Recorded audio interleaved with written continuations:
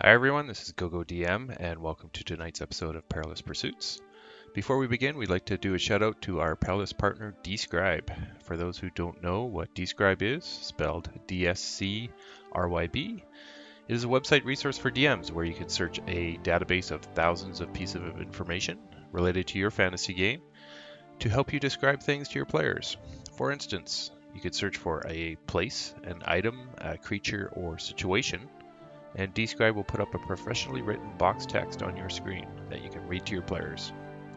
Now, these box texts are just amazing how well written they are, and they really raise the level of your game for your players' theater of the mind.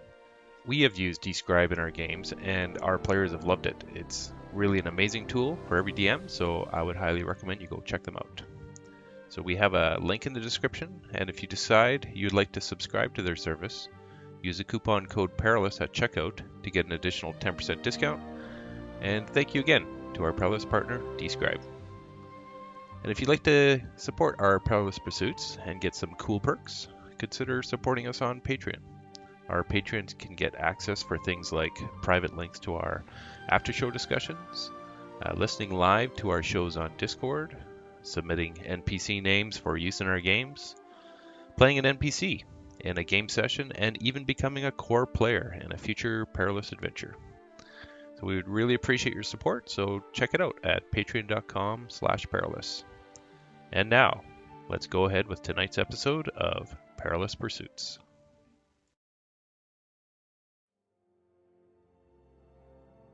Hello everyone, you are listening to Perilous Pursuits, a live D&D podcast where a bunch of us nerdy-ass friends sit around and play D&D. In this chapter, we follow the adventures of the Menagerie. Warning, some content may not be suitable for all audiences. And now, let's jump into tonight's episode of Perilous Pursuits. So, anyways, now that you guys are down here at the bottom of the chasm, let me describe some of your surroundings.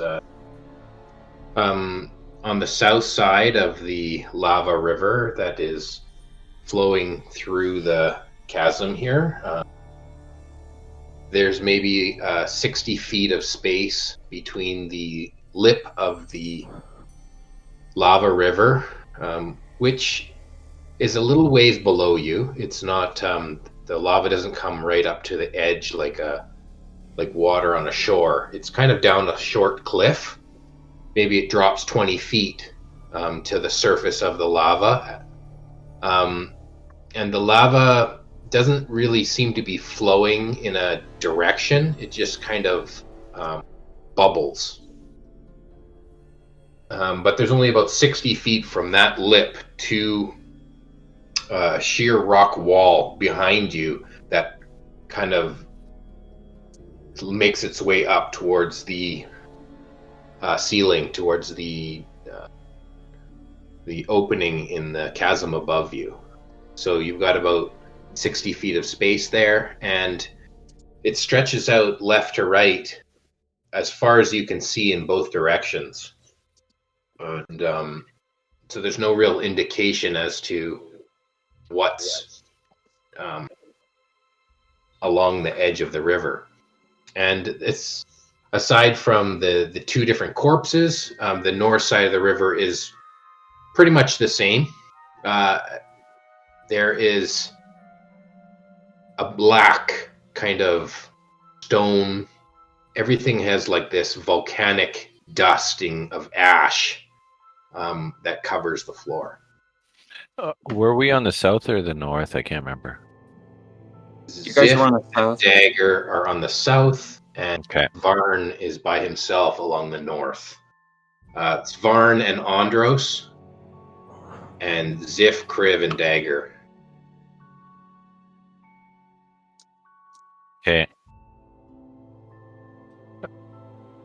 Do you want to head along here and see if we can find anything along here? We should go to the way that So Will, Varn is on the north side of the river. Yep. So he's really not in like shouting distance the to. sending stones. Yeah, we have the sending stones.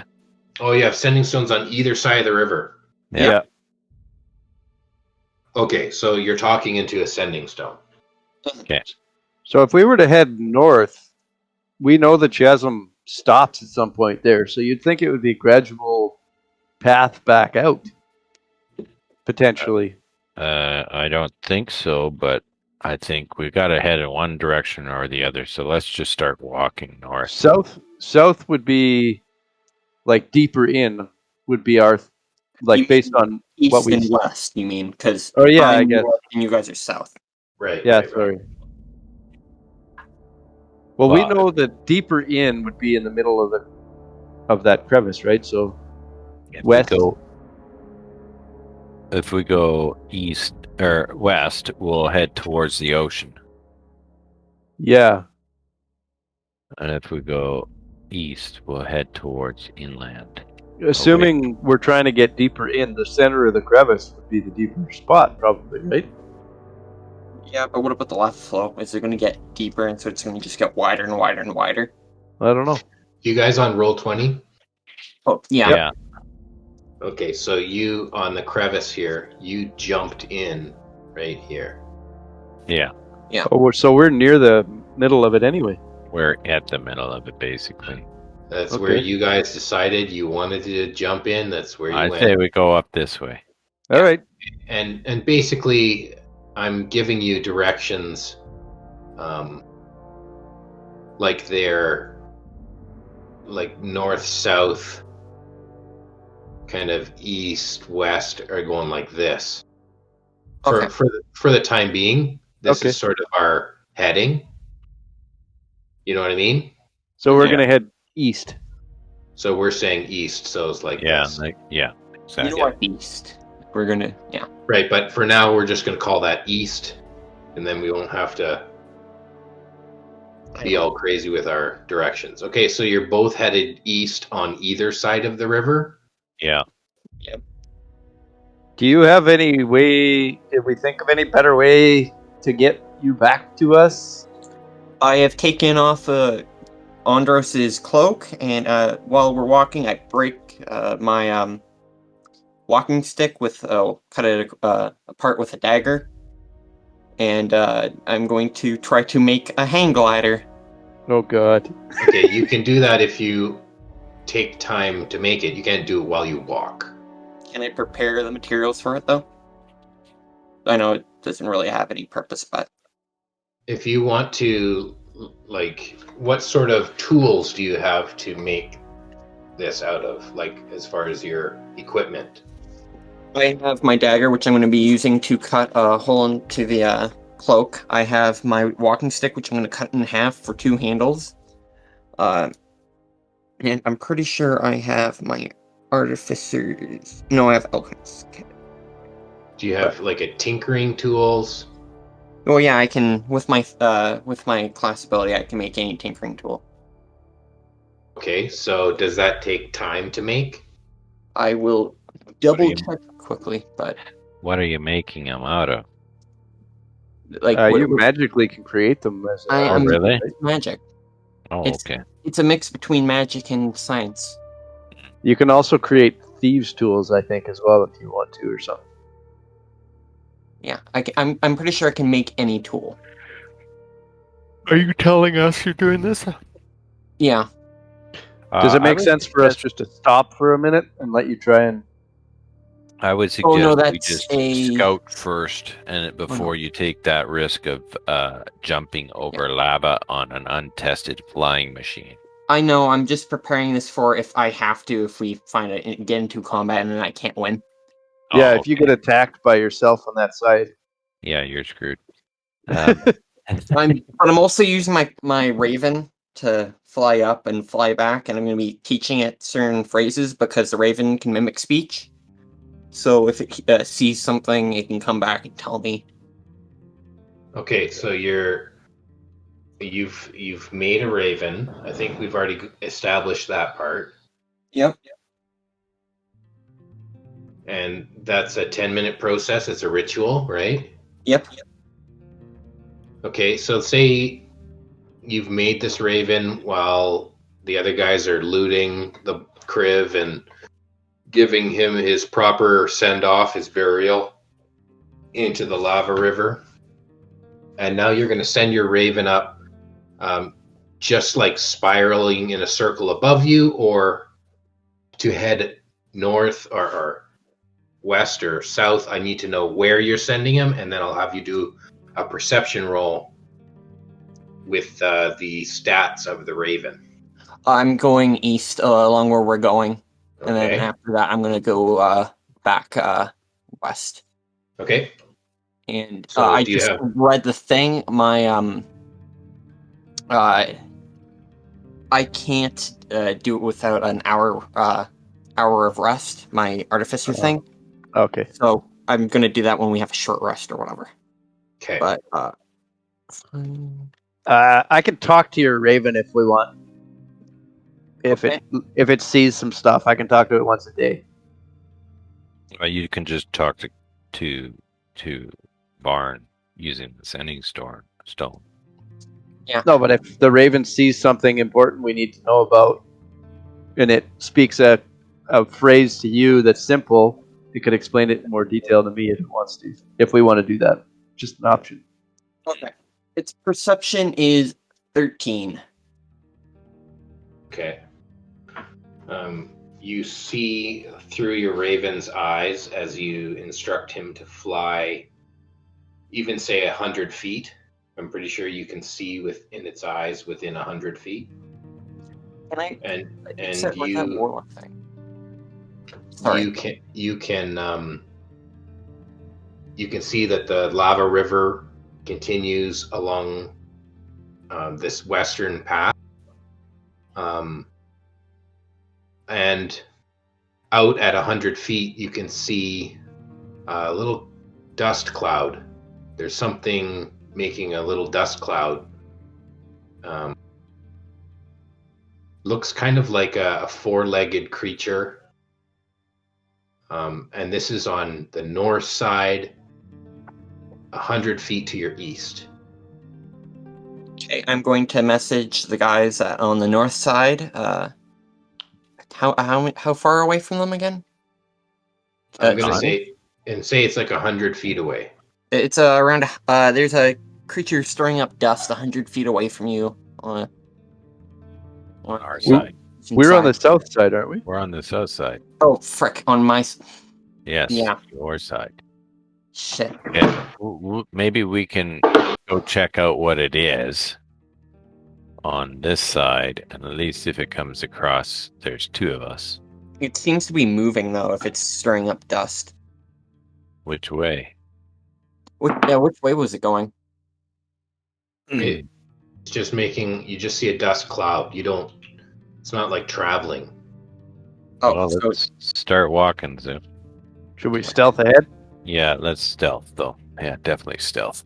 So, okay, the two of you are stealthing ahead on the south side. Yeah. And Varn is staying. Yeah, stay put for now. Staying at the body of Andros. Yeah. Okay. Stay safe. Maybe you can. cut him open and use him as a sleeping bag. I'm kidding, but Okay, so stealth rolls for the southern guys. I just rolled a 1, 23. so I got a 9. Okay. Zzif goes to hand you the shatter spike, and you drop it, and it clangs on the floor, and it's like it doesn't just drop, but it kind of does that thing where it bounces end for end. Yeah. Oh, great. And that seems to like echo off of I all didn't the way say I up. wanted all the way that. up. Yeah, I know. I wasn't even handing it to you. I don't know what happened. I just dropped it. Huh. Okay. I'll pick it Whatever. up. Let's lure the this thing towards us anyway. If something's gonna happen. Yeah. I don't think the little guy can survive by himself if there's no one there with him. He's screwed. Okay. We'll go and see if we can see this thing across the lava. We're just walking normal now. We give up on stealth. Right. Yeah. Okay. So then both roll perception. see what you can see. It's like even if you're standing right at that's the better. edge, it's over 100 feet away. So I got a 19. 21. a 19 and a 21, and you both have dark vision, Yeah, I got. Yep. but only to feet. 60 feet. 90 feet for me.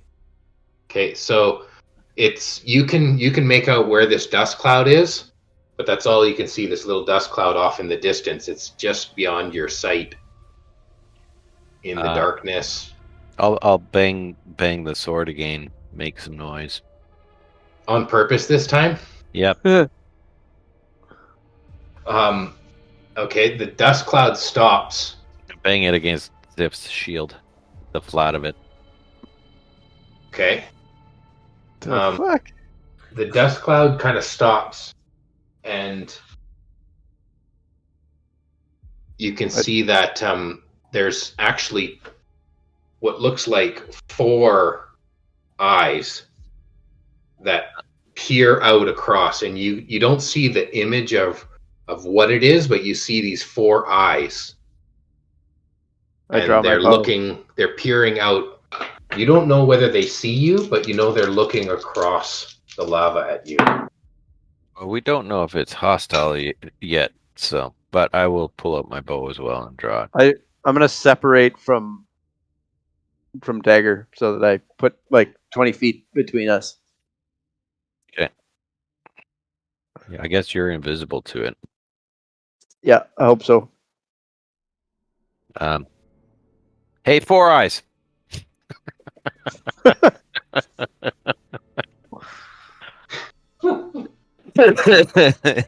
savior. Okay. Does it respond? You don't see any kind of response. Should I shoot it? Can you? Okay, I shoot it. Okay, make an attack. And this is probably at your disadvantage range. Oof. I don't have a disadvantage range. I have sharpshooter. Ooh. But I got a nat 1 anyway. Wouldn't you have advantage though from being hidden? Yeah, do I have advantage for being hidden? Yeah, because he's invisible. Okay, so you So cancel out. so your sharpshooter, is that a level 5 thing? Oh. No, it's a feat. I know it's a feat, but is it something that you got because you leveled up? No, I got a it's level 4. Okay, so if your sharpshooter, it just doesn't give you disadvantage. You have the full range. Yeah, it makes it so that the long range is the short range. Right. And since Essentially. you are invisible to them at the moment because you are in darkness, I'll give you advantage on your roll. So this is like a sniper shot coming from on a weird angle off in the darkness. 17 to hit? 17? That was just so that you don't hit Dagger in the back of the head? Is that an option? Well, because you were going to roll 1 instead, right?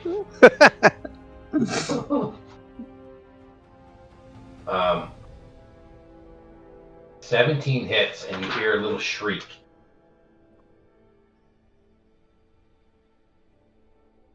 You hear a shriek, and you see the dust cloud again, and the dust cloud seems to be getting further away from you.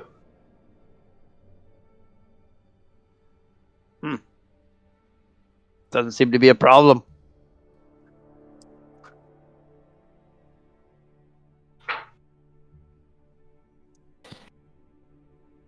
I think, yeah. Okay. Message Varn back and tell him that it seems like it's not attacking us. Is it moving towards Varn or away from Varn? Away from Varn. Okay. Okay, so I crawl out of Andros, and I start heading up eastwards.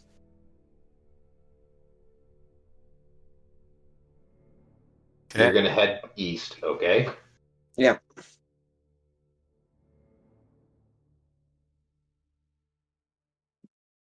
Okay. Jog, catch up with them.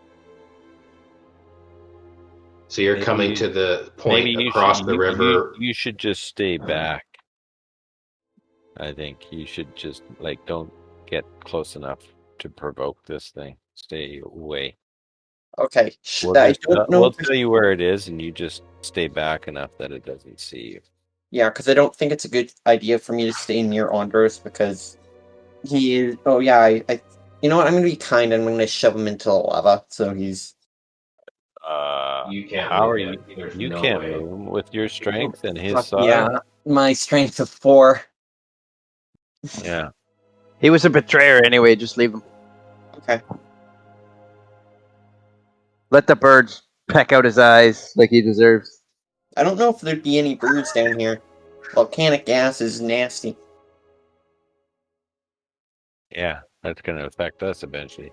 Let's keep going. So we're going to keep going east.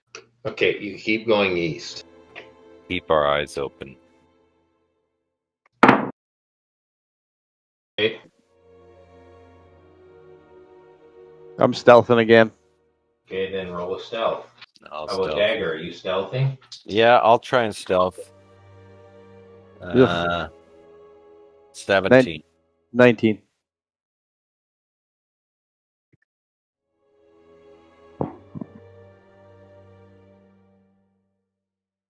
I think Varn should stealth too. Oh, okay. Just thought I would be far enough away.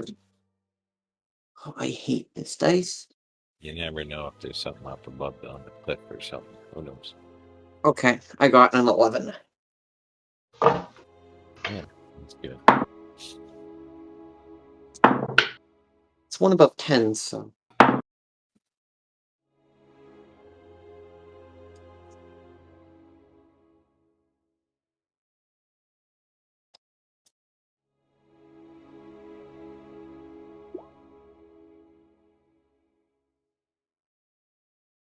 From on Pardon? Zzif and Dagger side. Up from the lava, there comes a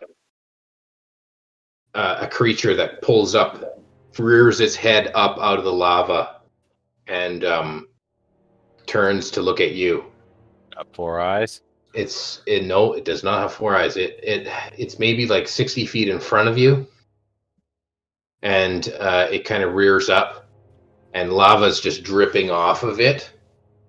And I want everyone to roll initiative. So Varn is maybe 100 feet from this position, and you guys are 60 feet from this position, but you're on either side of the lava river. Now, do we want to mock something up in roll 20, or do you want to just continue with theater of mind? I don't think we need roll 20, really. Okay. I rolled a 19. I will write down the initiatives then. I got an 18. You get it, Ray. I got a 12.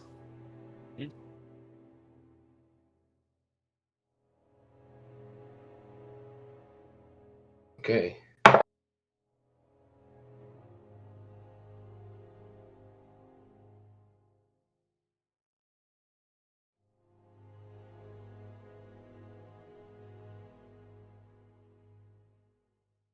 And from what you see, this creature that's kind of come up, it looks kind of snake-like. All you really see is like this head and long kind of snaky neck. And Dagger's first in initiative. It's a fire giraffe. It's a snake. It is snake-like. How close are we? 60 feet from where it has just risen up. Obviously, it's in the lava river, but it's more to your side of the lava river. Did it come up behind us or in front of us? It is 60 feet to your east.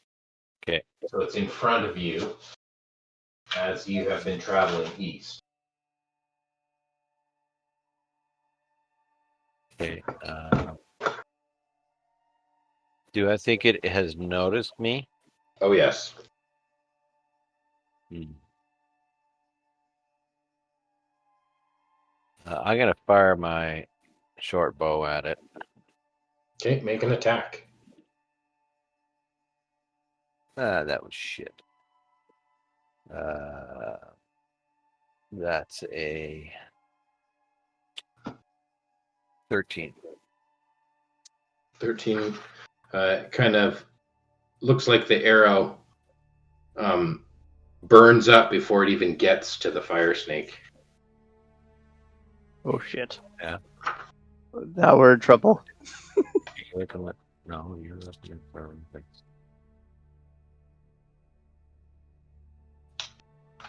Thank you. Okay, and next up is Varn. Okay.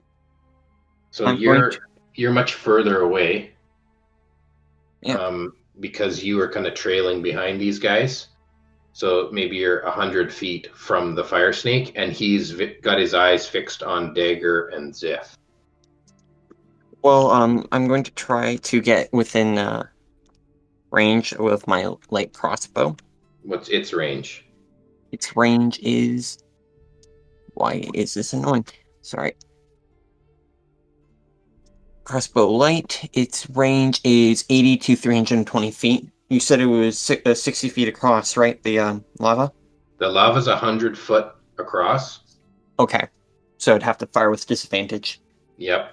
Okay, you can make the shot if you want. I'll try. But if you succeed, you might give away your position. Everything? It went. It couldn't go through the lava, so. Okay. Is it okay if I not do anything? Yeah, I'll hold my action to see if anything like comes into my range. So, like if it starts coming after me, if it sees me or anything, for whatever reason, then I'll fire. Okay. Okay, it's going to strike out at Dagger. 60 feet away from. Yes. It's going to spew lava at you. Ooh, What? that doesn't sound good at all.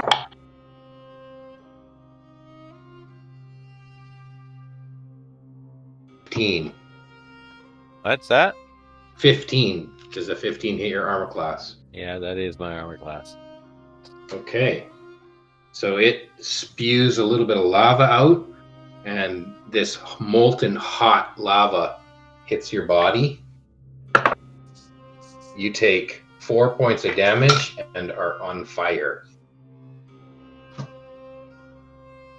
Ouch. Okay, now Zzif. The arrow that Dagger shot, it burned up before it got to him? Before it got to the enemy?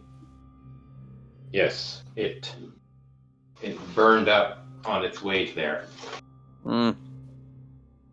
I will drop my short bow and pull out my scimitar and shield and run 30 feet forward, I guess.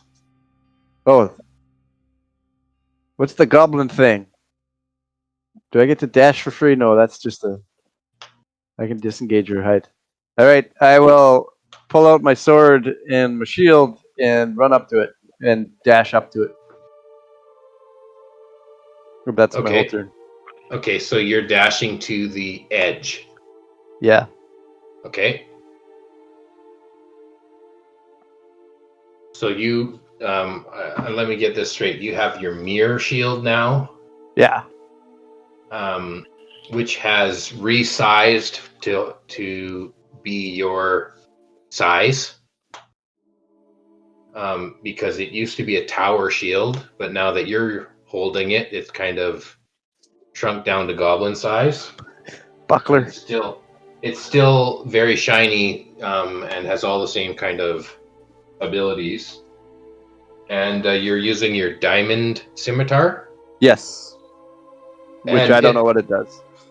It also is very shiny, and it looks like looks like these two go together. Like, wow, you got a mirror and this diamond, and they're both sparkly, and you definitely draw the attention of this large creature. So I look like Elton John. Yeah. Yep, Or you're sparkly. Liberace. Yeah. Okay. Remember Liberace. Yep. Dagger, your turn. So do I have to use my full action to put this fire out that's on me? Yes, you have to use an action, or someone else has to use an action. Okay, I will put the fire out using my action, and then I will use my what's that? My cunning action to dash forward to beside Zzif. I'll move over, so I'm at least 10 feet away, or 10 feet away, and pull out my whip. You're 10 feet from Zzif on the bank? From the monster. Oh, 10 feet from the monster. And away from Zzif, so I'm not actually beside Zzif. Okay. Now it is Varn's turn. Okay. And obviously I'm just going to hold my action again. Okay. I don't want to accidentally fire on the other guys and hurt them. Okay.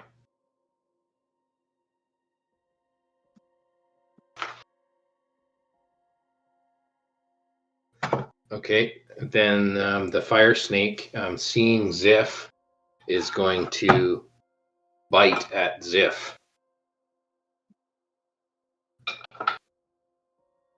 But I'm going to say that the light coming up off of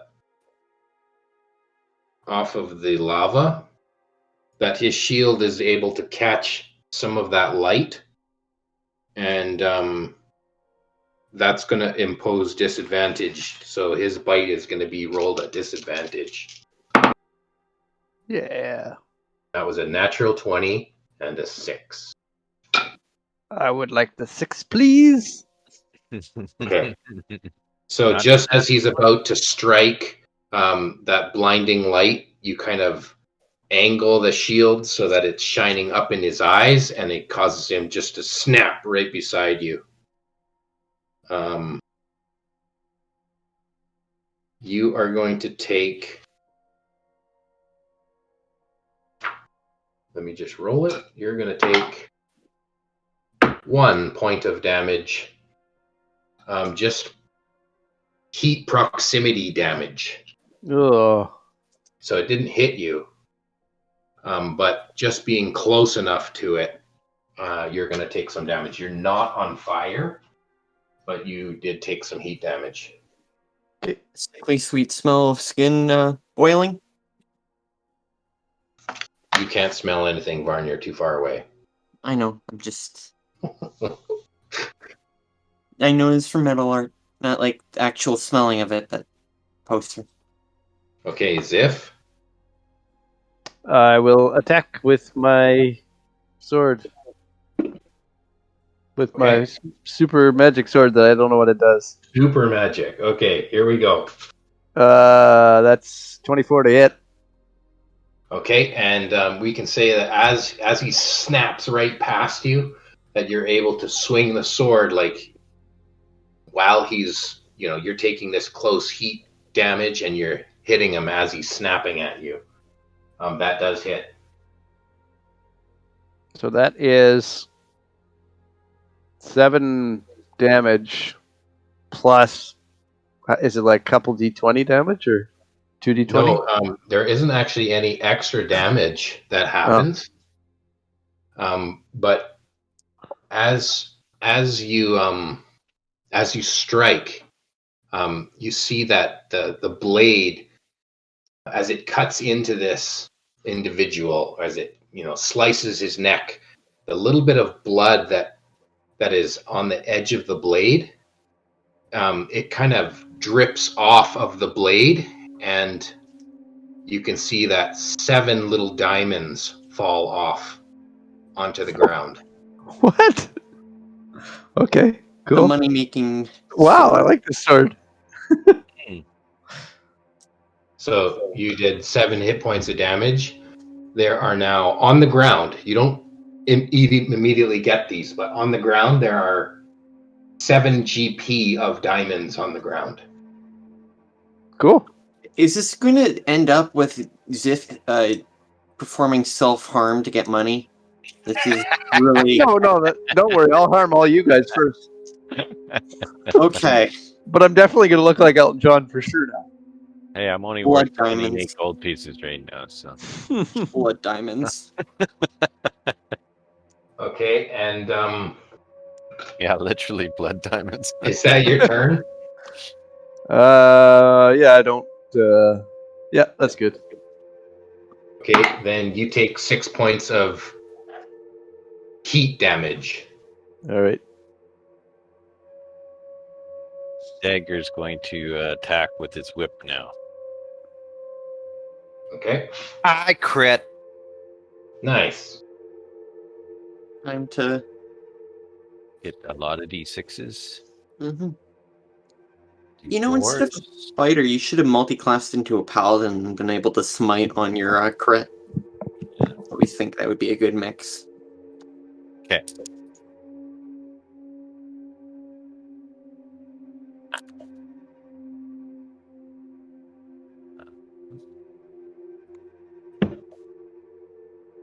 Shitty rolls.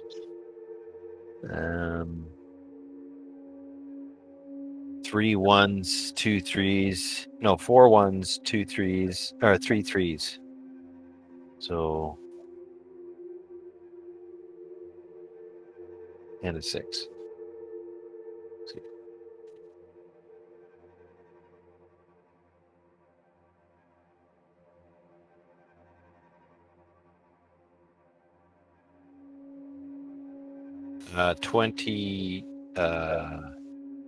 25 points of damage. Okay, 7 of that's electrical. okay. It was with a magic weapon. Yes. And then you're 10 feet away from it, Yeah. and you're 10 feet from Zzif, who's standing right next to it. Yeah. But you're not behind him, you're kind of to the side. Yeah. Okay. You don't take any heat damage because you're too far away. Now it's Varn's turn. I'm gonna cast Magic Missile using my Wand of Magic Missile. Okay. And... where did I put my D6s? It's d4s. Yeah, why did I do D6? Oh, I think that was, no, that was for a different... Oh, that was for charging it. And how many D4s was in getting? It was... Oh, no, it says right here. 3, so that's 4d4. So I'm going to use a level 6 charge, which adds in an additional 6 of these. So I'm just going to roll 3. What's 6? I mean, 8, 12, 15, 16, 17, 3 more, 18, 19, 23, plus 9, 23 plus 9 is 31 damage. Force. Okay. All those missiles, they seem to come out of nowhere, and they pelt the side of this thing, and he takes that damage. Their range on that magic missile. 120 feet. Okay, you're within that. You can definitely, that works.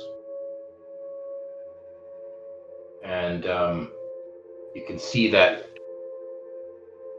again, these 2 individuals he's been fighting are right here, and he didn't even know there was a third party, and now he can see that there's something else that has risen up. his attention to the north side of the water or the lava.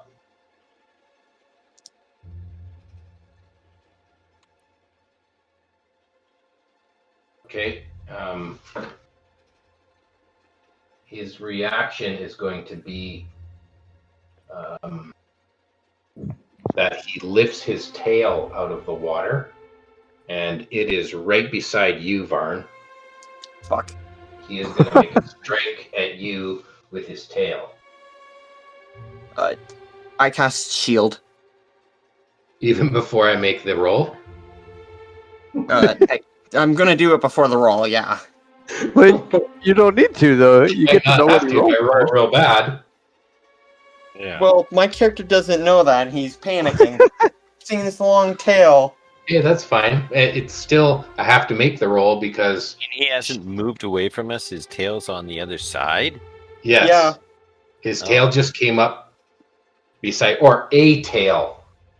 You're not sure whether it's his, but he is reacting to...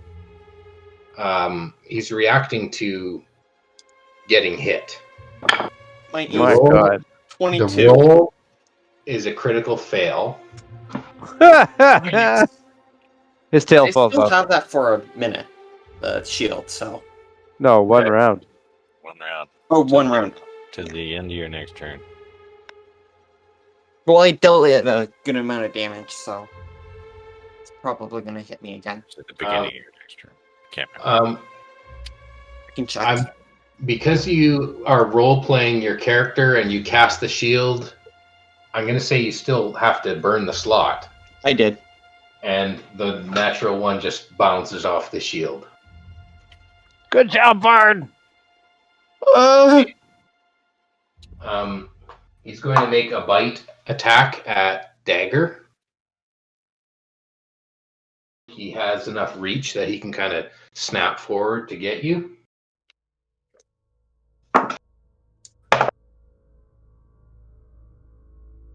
I'm going to say that he...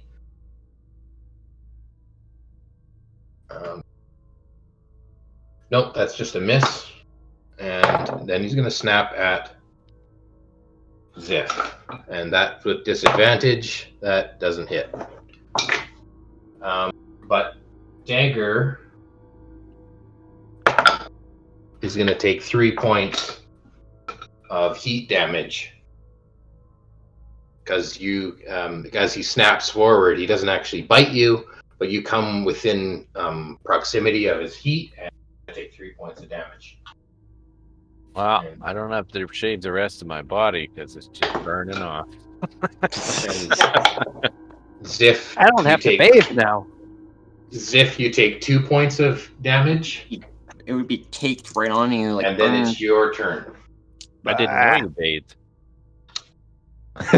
Well, I mean, I thought about it, but now I'm not gonna.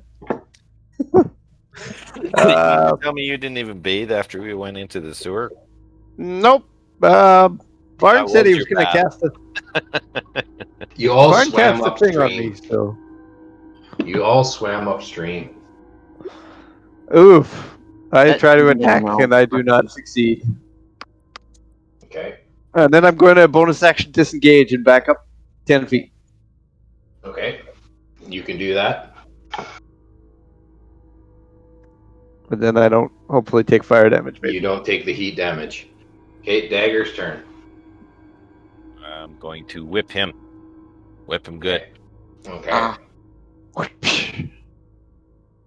Another crit! Wow. Hot. Eh.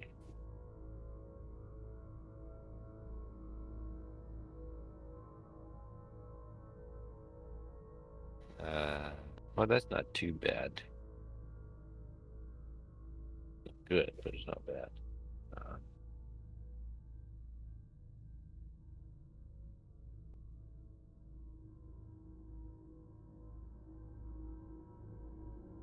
27 points of damage. Whoa. Okay. And then I'm going to disengage. Well, not disengage. I'm just going to move away. And I will dash 30 feet using my cunning action towards the wall.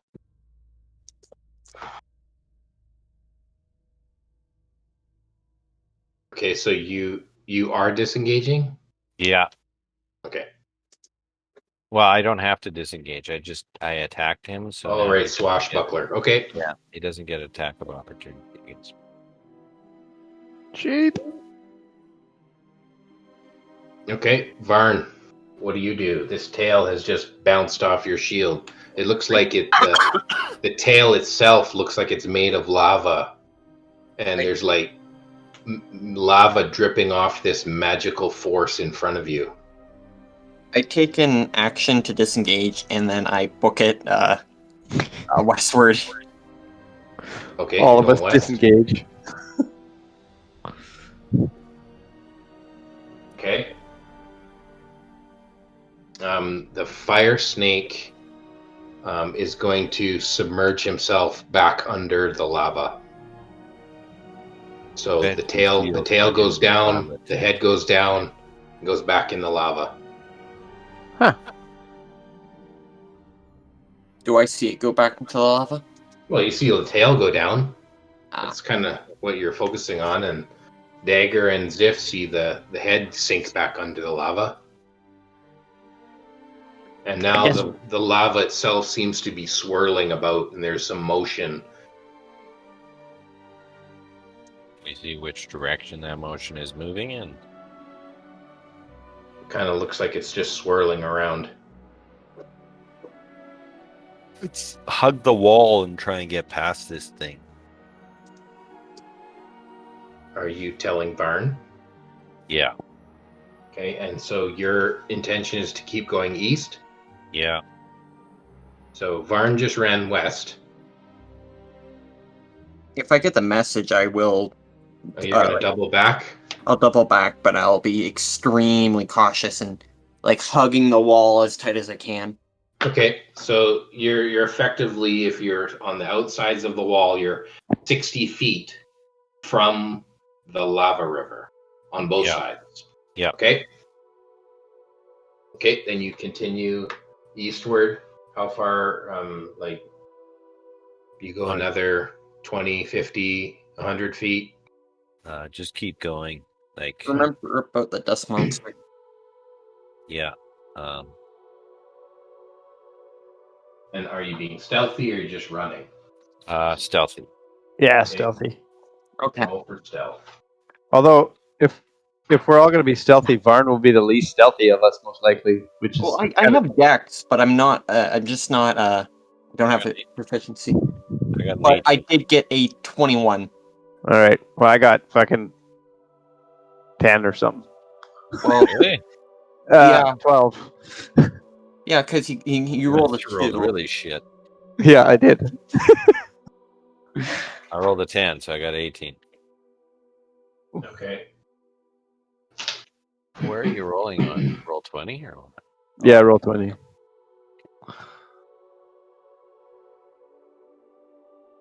Okay.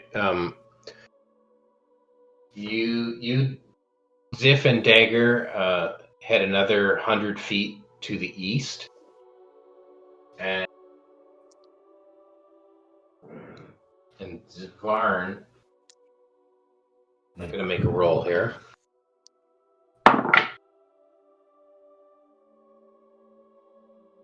Please tell me it didn't beat a 21. Varn, you see as you're skittering along, you can see where that dust cloud was, and you can see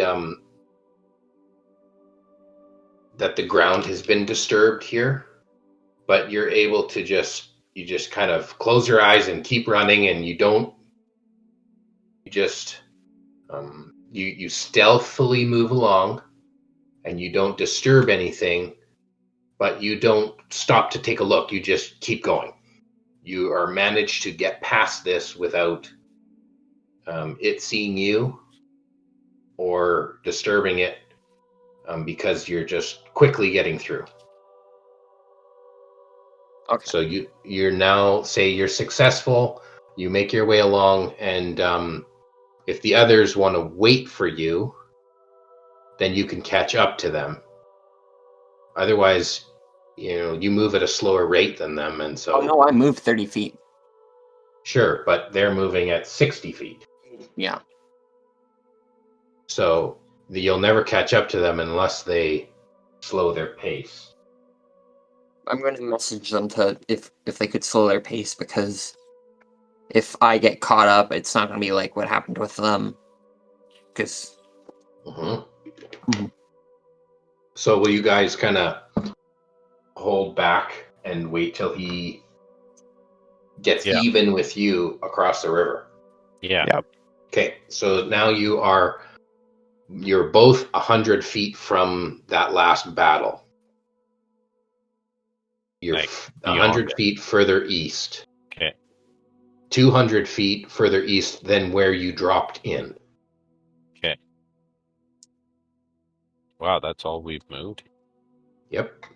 Oh. Dangerous down here. Keep moving. Yeah. Okay, Nowhere make to go another but on. perception. Make another perception check. Lucky black dice. Maybe not so lucky. 17. 13. I got a... Actually, no, that's not a 8. 13. It's a 9. I got an 8. 9, 8, and Zzif, you were 17. 17. Okay. Actually, no, 10. Sorry. I got 10. Zzif, with your 17, you're able to... You kind of look up, and along the wall that you're kind of stealthily creeping along the wall, you look up and you can see there's an outcropping, a little ledge that sticks out right above where you are right now. And the ledge is 70 feet above you. And hanging from that ledge, there looks to be like 3, you would call them egg sacs. It looks like an egg sac. And there's 3 of them, and they're hanging about 3 feet, 2 feet, and 1 foot off of this ledge that sticks out above 70 feet above you. So maybe they're hanging, 65 feet above your head. But you look up and you can see these like pods. Can I see anyone else in the group right now? I don't know if I can. Dagger's like right beside you. He doesn't see it. I'm going to point them out to Dagger. Tell Varn about this. Varn, there's... I think spiders down there. Big ones. Well... There's big egg sacs above us. I think we should just go onwards. If they have like a little space, we might. If we can't find a good area to get out from here, we might as well. We might go back here. But I feel like, yeah, we should just continue on. Yeah. Do you have any kind of animal charming kind of spells? No. I can talk to them. I can see through their eyes. I was thinking maybe we could like charm one of these spiders and use it to climb out of here. No, I can't do any of that. Okay. Keep moving. Okay, So you keep going east, and you're continuing talking with Varn on the other side of the river. Yeah, radio silence unless you see something. Okay, and I'm going to use my raven to fly and see if I can find anything in front of us. Okay, you fly your raven on your side or on the south side, like my side. Okay. Oh yes, good. Make perception for your raven. I got a 21.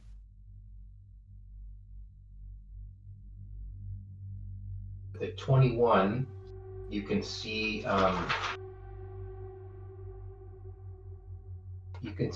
what looks to be a rock But even with your raven's eyes, this is a rock that looks just too spherical to be a stone. It looks unnaturally smooth and round. I'm going to message to the others that there's a big smooth ball up the road. Yeah, there is. Natural. I didn't shave that part yet. Yeah. And it looks like it's like half embedded in the ground. But it is very smooth, and it kind of looks like a rock, but it's just too smooth to be a rock. And you're, say that's 70 feet from your position. Do you move closer to investigate it further? No, don't get closer. It's probably the thorax of a spider. We have to get around it, though. I can't get over the thing. Over the lava moat. You're gonna have to try and stealth around it. Would I have advantage from actually being able to notice that it's not a... I probably wouldn't, but just because you see it's there doesn't mean you get advantage on stealth to get around it. I know. Just trying to weasel my way out of this. Be sneaky. Okay, and this particular object is no more than 10 feet from the outside wall. It's not close to the lava. It's like almost... It's only 10 feet from the outside wall that you're sneaking along. So you have to sneak closer to the lava. I will. It's still 60 feet wide. Yes, it's still approximately 60 feet wide. You know, the lava creature probably won't be able to see through the lava because, you know, it's thick, viscous I would substance. assume that. So, I'll just stealth closer Okay. to the lava.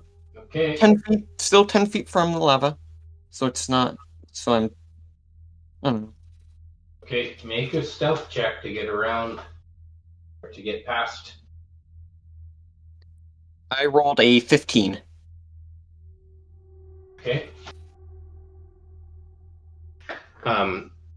As you get closer to it, and you kind of are making your way around it, it's almost like you can see your reflection in it. It's so shiny.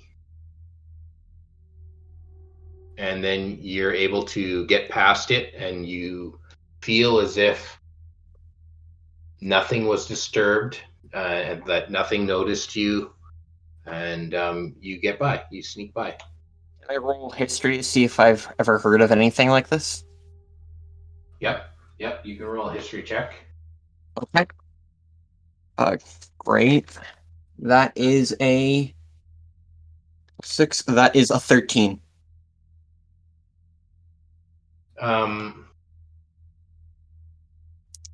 You're not quite sure what this could be. It's large. It's too large to be like an orb or like a arcane focus. It's maybe 2 feet across, but it's very spherical. It might be it might even be an egg, but it's not. It's oddly shaped to be an egg. It looks more man-made than natural. Might be an animal in a shell. Okay. Maybe it's something that fell from above. Well, whatever it is, let's ignore it for now. Okay. Is our goal to get out of this place, or what's our goal here? Our goal is to get into the Underdark. Is that? I thought it was. I'd say it would be. Down. Just get underground so we can get through here and go through the caverns to bypass Neverwinter. Bypass the gates and everything. Okay. Well, no, that's One, yeah. Okay. Well, we're gonna keep moving. Okay, you keep moving, and you're both going to be stealthy. Yeah. Okay, Do you want us to roll roll again? your stealth.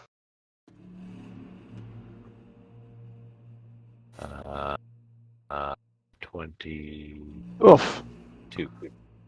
11. 12. The hell did you roll, Ray? 1. Your stealth modifier is higher than mine. Why are you rolling on roll 20 if it never works? It's always amazing. Always Great amazing? every time. Let me scroll up and see here. 1, 2. Yeah, 1, 2, 3, 2, 5. Oh no, I'm 1. counting how many are below 10. 1, All of them except for 2, maybe. 5, 6, 7, 8, 9, 10. Oh, I'm going up a bit far. Whatever. Okay, Okay. you drop the shield again, and it clatters to the ground. Now you kind of have a little sympathy for Kriv and how loud his armor was, and how he was never good at stealth because he always had this loud armor.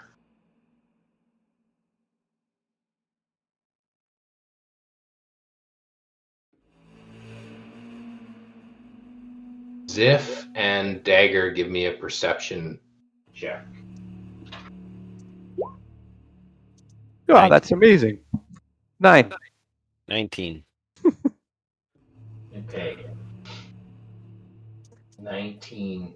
Dagger, you see in the distance, just at the edge of your dark vision, you see a creature, kind of bipedal. It's kind of hunched over. You're not sure whether it's a person or a creature. But what's that? A 60-foot range? My dark vision, yeah. Yeah. So it's about 60 feet. It's right on the edge of your range, but you can see there's someone there. They're kind of tucked into one of the crevices on the side of the wall. I put a map together for us. A map called Lava, if you want to go to that. Okay. Are we traveling up or down? I don't know. Whatever Jason wants us to be doing. I'll put us in the middle. You've only been going in one direction, so from the point you dropped in, you've only gone east. Yeah. So we're probably heading northward on this map, I guess. So if this is our it's a nice map. yeah, beauty. Seems fitting. Why don't we just drag the creatures to one end of it, and then we have the most map to cover. I thought we were really close to the end, though, aren't we? Well, this is an ongoing map. This will just continue unendingly. Shit, that's a bit scary. Okay, so it's like 60 feet away. It's like here. I can't. Right there. So, bloop. So Dagger, you see something right there, and it's kind of in the darkness. This lava, here on your beautiful map, it's showing like it's radiating out like this. But really, in my world, this lava is dropped down. And so the light from the lava pretty much is just right here at the edge. It wouldn't actually radiate out. So and the lava's a lot bigger too, right? Yes, it's 100 feet wide. In parts it's a little wider, in parts it's a little narrower, but for all intents and purposes, we're just going to say it's 100 feet wide. Okay, so Dagger, you see something at about this location. Dagger's gonna go hug the wall, kind of try and sneak up on it and see what it is. And he just nudges Zzif before it goes to hug a wall, and he points in that direction.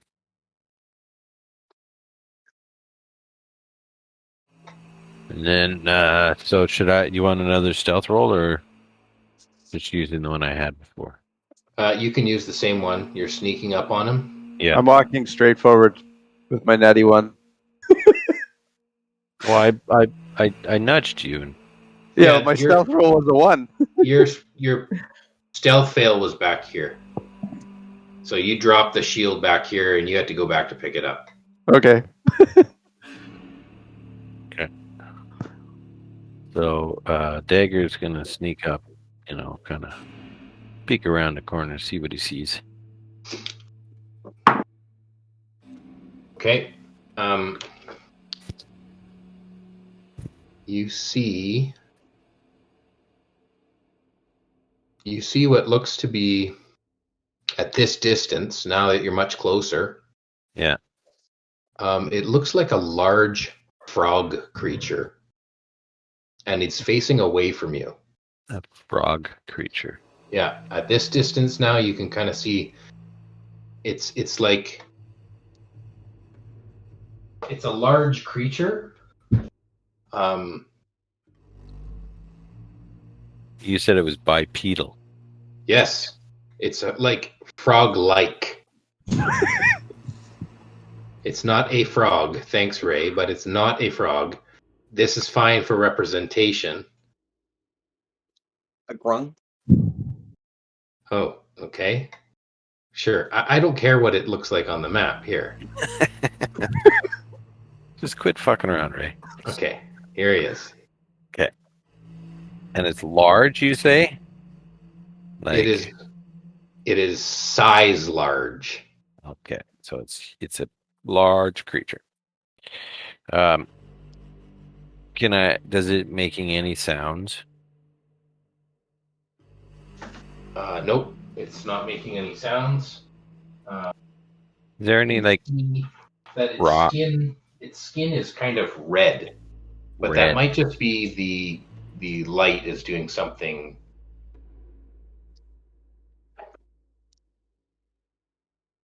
Okay.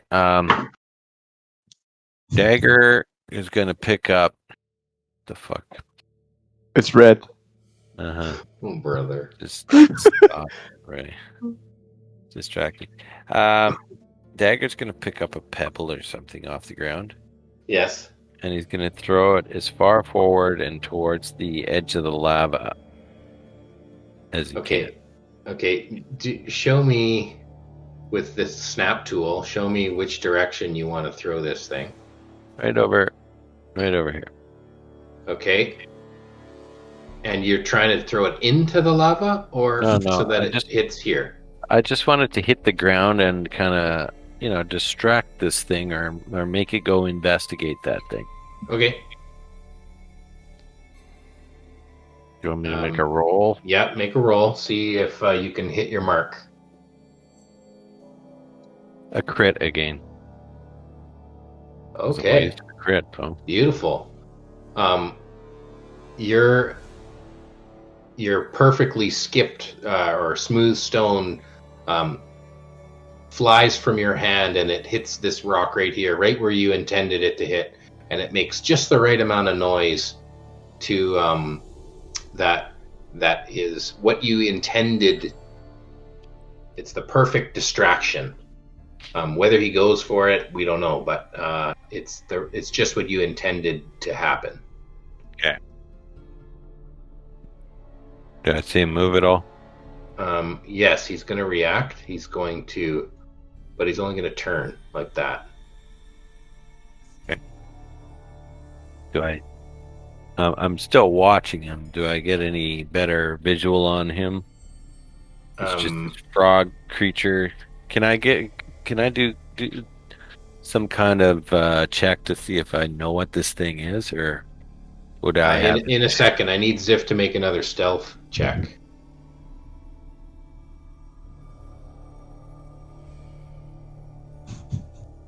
Uh, 15.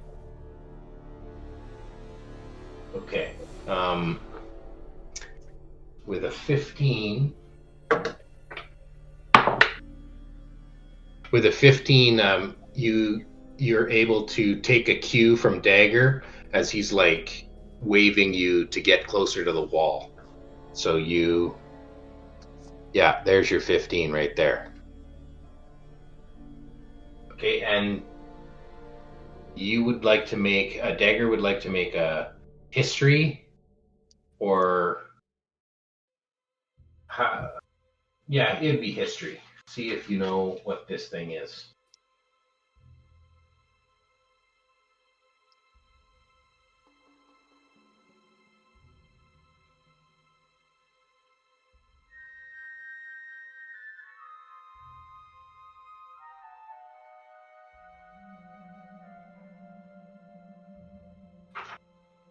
Are you there? I got a 13. Sorry. Okay. With a 13, you're not able to remember what this is called, but you can see that beyond its red skin and its large frame, it has like some pretty deadly looking claws. It looks pretty vicious.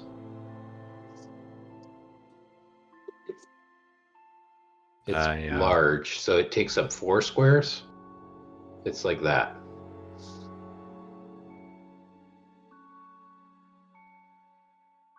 Let's turn it into coleslaw. Pew pew. Do you want to? What do you want to do?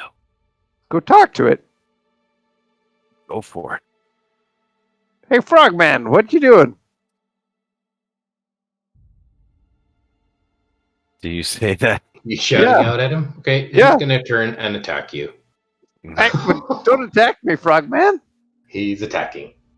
So I will let you roll initiative. There's no sneak attack.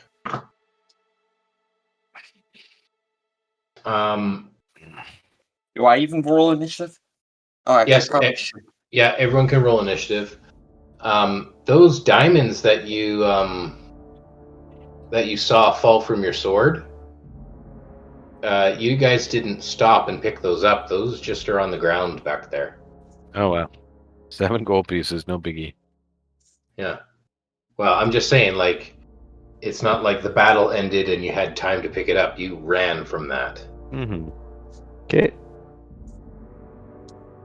You know something new now. Okay, so we're all in initiative now? I haven't got numbers from anyone yet. Oh, 23. 13. 3, 13.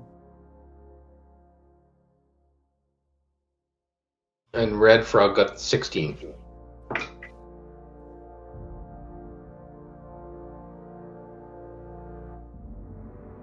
Okay. We're all good. Okay, so I'm going, like, I can see that Dagger is first in initiative, but because Zzif initiated this contact, I'm going to say, Dagger, you're not able to act before, it's not a surprise round. We still rolled initiative to see if Zzif or the frog goes first, but the action's going to start with one of those two, right?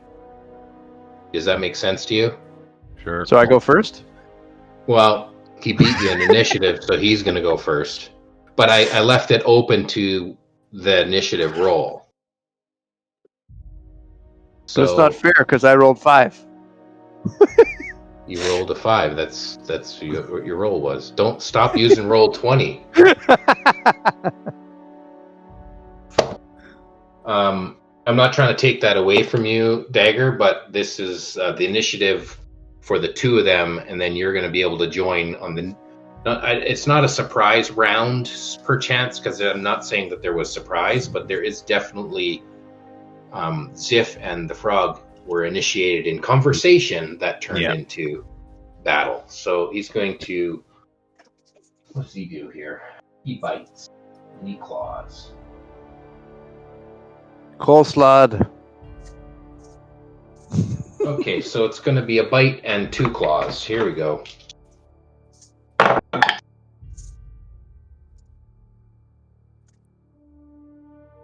He gets 3 attacks? Yes, the bite is a 16. That misses. The claws are 17 and 15. That all misses. Okay. Oh, good.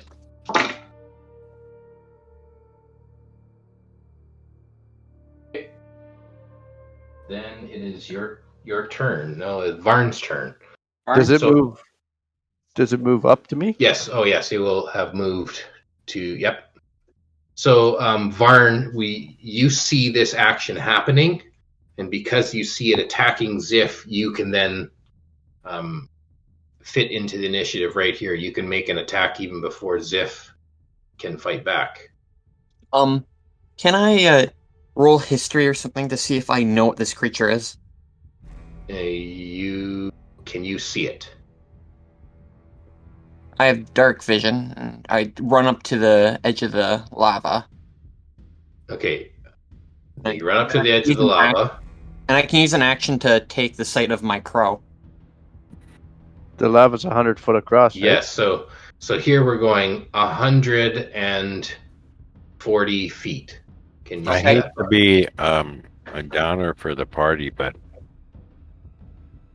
I unless know something was being illuminated by the lava, Yeah, you're trying to look past the light into the darkness. yeah. Varn might not be aware that this is even happening. Okay. Or you could tell him over the stone, but he's not going to be a part of this. Okay, so I'll just keep walking forward. Okay, Dagger, your move. Oh no, Tell him. Zzif, and then Dagger.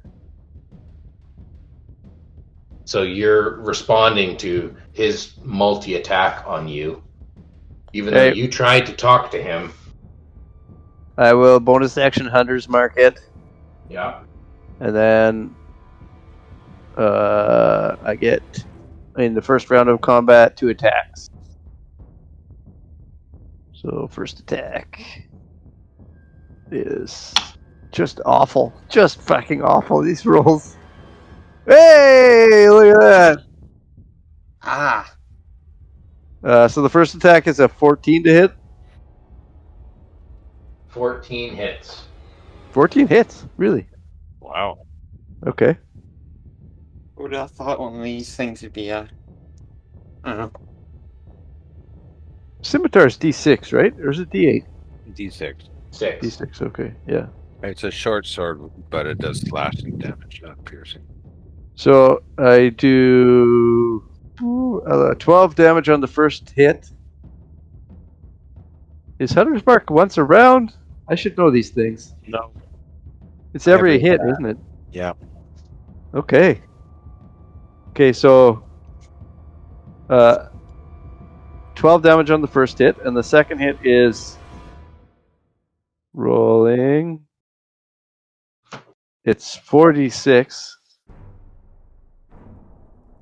Holy shit. Plus 2d8. Holy crap. Holy shit. Okay. 15, 19, 25, 29, 34, 39 damage for the second hit. You rolled a hell of a lot better than I did. Wow, yeah. So that's 50 something damage. 52 39 damage. Plus 12. 51 damage. 51 damage. Hey, you can't say you didn't try to talk to him first. Yeah. Wow, that's a nice, solid hit. That's my turn.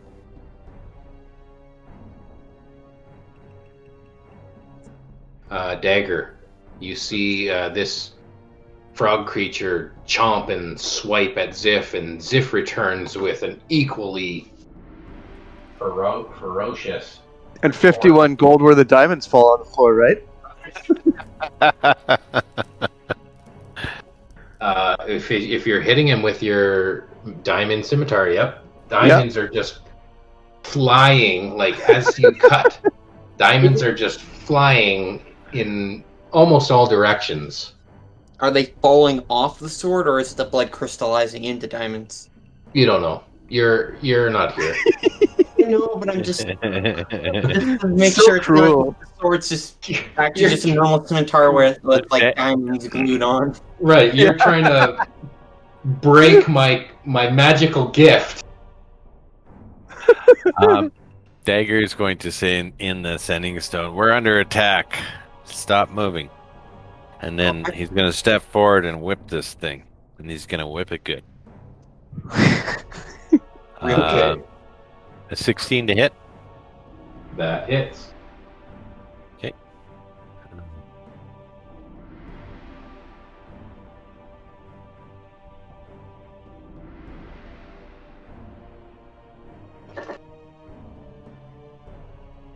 Oh, that's not bad. Yeah.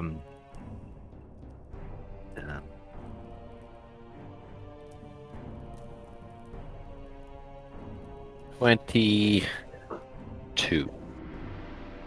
points of damage, 7 of which was lightning damage. Okay.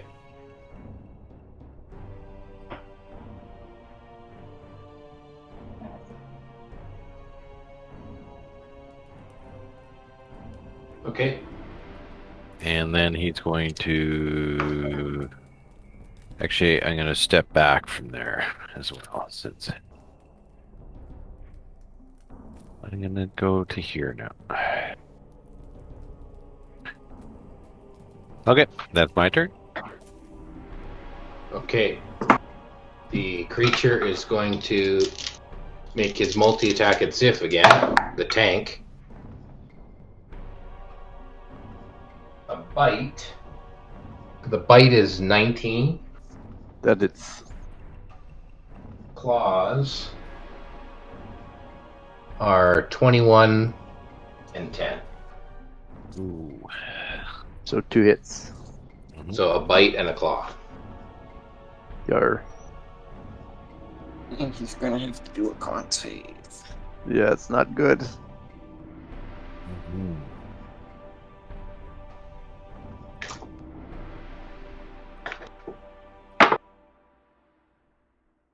Okay. The bite does 11 damage, Youch. and the claw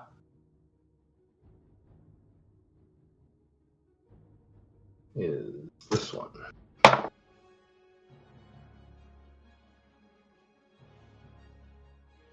Bite does 4 damage. No, the claw does 4 damage. So 15 total. Yes. Okay. Someone And save you need me. to make a Constitution save. Yeah, that confirms it. Coleslaw. Yeah, 7. it's not the fun one where you transform. This one's gonna eat you out from the inside. Out of character, but 7? A 7 Yeah, I got a fails. No, that's probably good. And what's your con save? I mean, your Constitution save on your Hunter's Mark. Oh yeah, I gotta do a spell save. twice. Is a Hunter's Mark? Yeah, it is a Constitution. All right. The first one would pass. Second one would fail. Fuck, man, you roll so shit. You should get dice. I got. Oh, I have dice. They're sitting right in front of me. Well, why don't you use them? Because it's way more fun having everybody hate roll 20. It's the problem. It's not actual randomness. It's just using. This is what was it called? This is. It's a formula based off of the clock of the computer. Yeah, it's a Pseudo random. pseudo randomness. Yeah. Well, Thanks, Gord. Yeah, that's where we're at. Okay, we're gonna go back to Zzif now. Zzif, yeah. Oh, it's my turn? Well, the monster just attacked. Oh, it would be my turn. Varn, we're gonna say he's too far away to really be a part of the battle. I mean, If they describe it to me, I might be able to tell them, but all Dagger told me is that there's something they're fighting. So yeah, and the I can use my distance. action though to take the sight of my familiar, and I'll just be using it to view the battle. Okay, so with your familiar, you've got a good sight of what this is, and so why don't you do your history check? Okay. And that'll be your action. Oh, I love that die. Does a 9 gleam any information for me? No, sorry. Uh, Looks like a red frog. Okay, nobody Zzif. knows what this is. Zzif is screwed. Zzif makes his attack. He rolls a natty 1.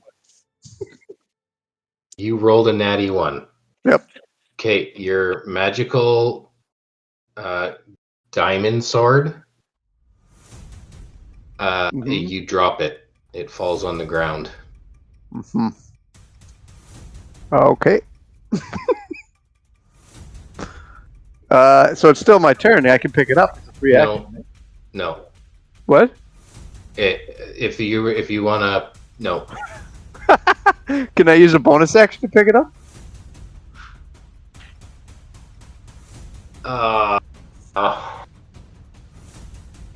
We haven't ever done that before. Usually your crit fail is you drop your sword and you spend a turn with no sword.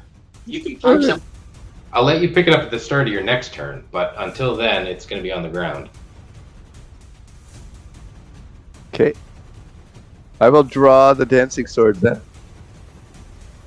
Okay. That you can do as a free action. Yep. And I can't attack with it. The moment you touch the sword... You make the saving throw. Yeah, I fail. Oh, fuck, man. We're gonna die down here. And you start to dance. I got 10. I rolled 10.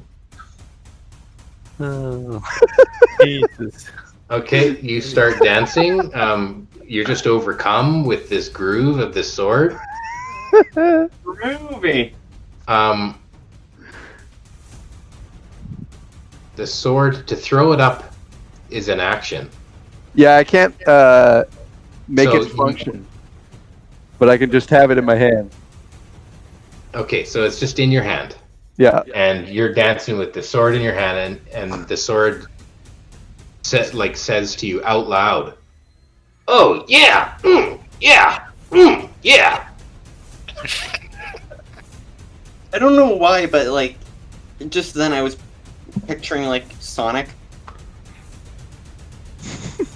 Okay, Dagger, you see Zzif throw his other sword down and draw his dancing sword and start to dance. It's not over yet, idiot. Move forward, and I'm gonna whip it good. And I got Part of the group is just memes. a non-nat 20. So a dirty 20? Yeah, a dirty 20. Dirty 20. Dirty 20 hit. Yeah.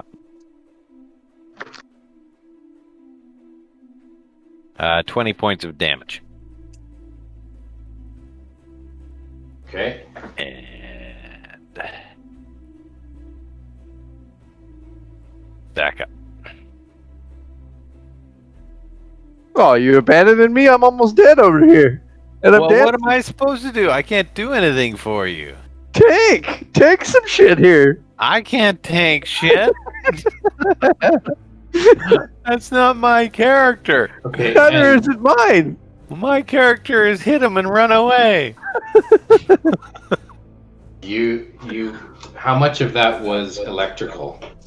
8.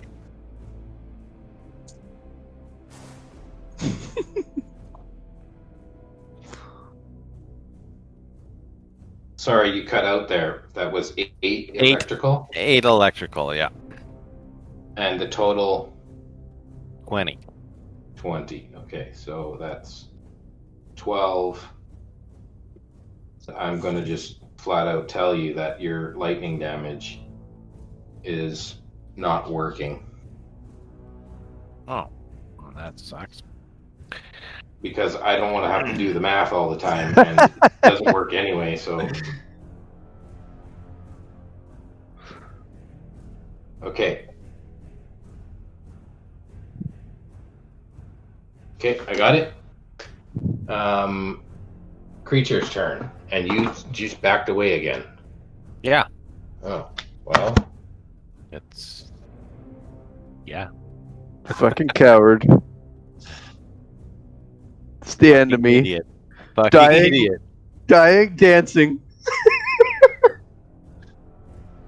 Did you give me a good berry last time? You did, didn't you? Yeah, he gave everybody one. Yeah. I retract it. Well, that's what's going to bring you back to life. Bite. The bite is 13. Misses. And the claws are 16 and 12. Everything misses. Okay. Somehow, with your cool dance moves, you're able to dodge out of the way at just the right moment. You got, like, dance battle groove going on. Do I still get my dex bonus and shields and stuff when I'm dancing? Yeah. Okay, good. Yeah, you just don't have... you don't have your will to choose what you want to do until you make your save. Yeah. Now it's Varn's turn. Varn, is there anything else you want to do in this moment? I say, What were you gonna say? I was going to say, I say in the sending stone, this idiot's dancing over here. Okay, I'm going to fire with my crossbow at disadvantage because it's so far away. I will say, if you want to, you can have your familiar, like, take a help action and dive bomb the thing to give one of your allies advantage. I'll do that. And I also rolled a nat 1 to hit. Oh, well. Are you shooting, or are you going to use your... Oh, I can only do one or the other? No, Yeah. I think you can do both, actually. No, I think he... Oh, okay. Sure. Is it an action for your familiar to take an action? No, it's not. No. It rolls its own initiative and everything, so yeah. Well, I just say it goes on your initiative. That's fine. Yeah. So... But if you want to... I don't think that you can reach it, right? It's... At disadvantage, you rolled a 1. Yeah. You know, you shoot off and it hits way over here somewhere. I don't shoot my bird. Would you like to try and hit? Why would you even no, put that in the DM's brain? Varn likes to roll a d4 and see who you hit with this. Wild shot. We'll say the bird is 1, the enemy is 2, Zzif is 3, and Dagger is 4. What's the egg And sass? the enemy is 2, I rolled a 2, so... Okay. So this wild shot, at disadvantage, somehow hits the creature here. I'm okay with that. I rolled 4 plus 4, so that's 8 damage, and it is magical damage. Okay. And I'm probably flat on my ass. And I'm going to say Varn doesn't even know where that shot went. He shot it off into the darkness, and hopefully it hit something. You're not sure. Yeah. Okay.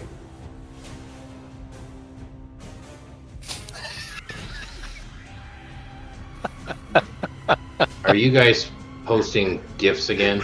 Oh yeah, this is completely Gord's fault. There are Okay. thousands of them. Okay. Yeah. I should know better than to let people just sit there and listen in while they post GIFs. Gord posted a really disgusting naked dude dancing. I don't know what's wrong with it. I haven't been watching. I'm trying to stay on track here. I'm trying to keep this game on the rails. Oh yeah, I like that one. I'm gonna favorite. I like the goblin one. Okay, we're at Zzif in the turn order. Is that right? Varn and then Zzif. Yeah. Okay, Zzif, your action. So I have to do a wisdom save. Yes. 13. Fails. Okay, I dance. You continue dancing. The point of this is that while you dance, the sword is supposed to have an action. But the way that you pulled the sword didn't let you use your action to get the sword into initiative. Yeah. I feel like you're cheated out of an action because you drew the sword not as an action.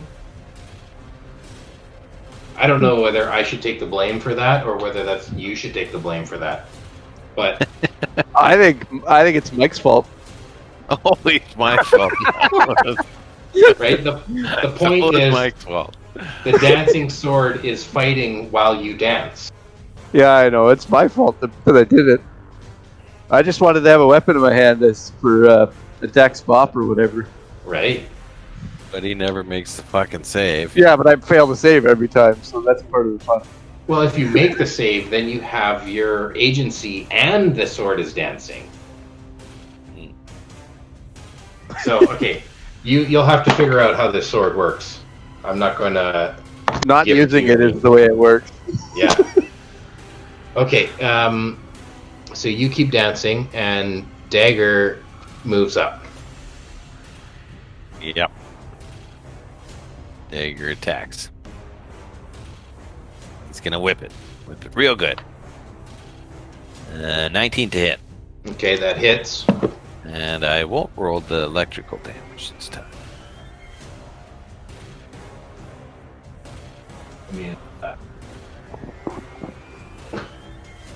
So I do 14 points of damage. Okay. And back up again. Okay. This time you can see that the electrical damage kind of it's sparking along its skin, and it doesn't feel like it's actually penetrating into the skin of the animal. Uh-huh. But you can see as you're stepping away that whip damage that you just did, the actual striking damage, Yeah. seems to be healing up. Oh, fuck off. All of it? A little bit of it. How about the giant 51 damage slash I did? Oh yeah. It does damage, but it seems like a little bit of it is healing back each round.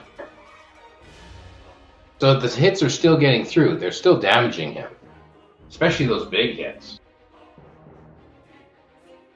And now he's going to take three more bites at Zzif. We got a 9 and a 14 and a 19. 19 hits. And that is a claw.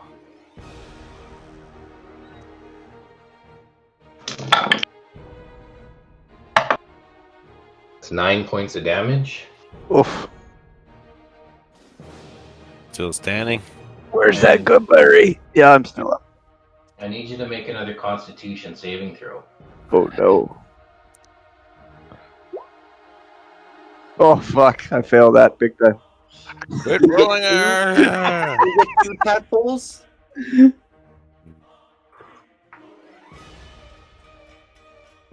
Okay.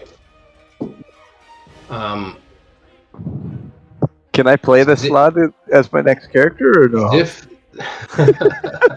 Zzif is still dancing, and it's going to afford this creature to go like this. And kind of rotate around as you dance. He's taking some bites at you. And he's going to get into this position. And now it's Varn's turn. So, Varn, with your familiar, you can use it to aid or help action to one of your allies. Okay, and I'm going to do that with, I obviously can't do that for a saving throw with Zzif's wisdom and everything. So I'm just going to use it to peck at the red salamander, the red slad, and for Dagger to Okay, so Dagger's going to get advantage on his next attack. Yep. Okay, now Zzif can make another saving throw. Can I fire? Actually, it worked well last time. Yeah, but you're going to still have this disadvantage. Well, I got another nat 1. Okay, roll a d4. D4. 2 again. Okay. Somehow you hit him, but you don't even know that you're doing damage or even hitting. Oh, and I did 10 damage. Okay, he took it right up the butt. Well, I guess he's shooting from such a low angle. I'm gonna get a gift for a blindfold. Okay. Dagger, what do you do now? I'm going to whip it. Whip it good. 17 hit. Does the 17 hit? Yes. Can you hear me? Yep. Freak. 11 points of damage. Okay.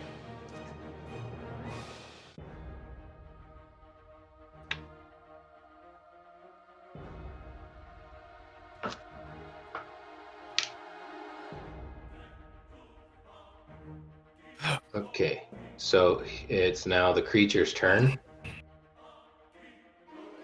And Did Zzif get a chance to save already this turn? I asked for the save. I think he made the roll, and he rolled his roll 20 roll. Yeah, I got a 17. You did? Yeah. On No, your 17. It's a 17 wisdom save. Yeah. That saves. But the save comes at the end of your turn. Yeah. So you now have your agency in order to take your next turn. Perfect. But this guy doesn't know that, and so he's going to attack Dagger. He's going to come around here and go, chomp.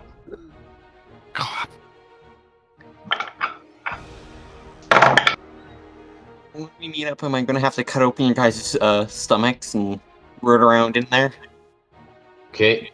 Dagger, that is... that is an 11 with the bite. that misses. Okay. It's a 15 with the claw. That hits. And 10 with the other claw. Yeah, that hits. So I gotta make a save. Well, first you take the damage. That's 10 damage. And you gotta make a constitution save. Hold on. I got a 15. Okay,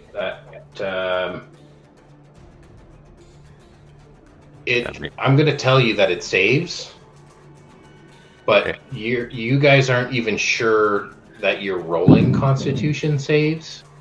You know, Yeah. like We don't know what's coming. Yeah. You don't know what's going on, but I'm going to tell you that actually saves.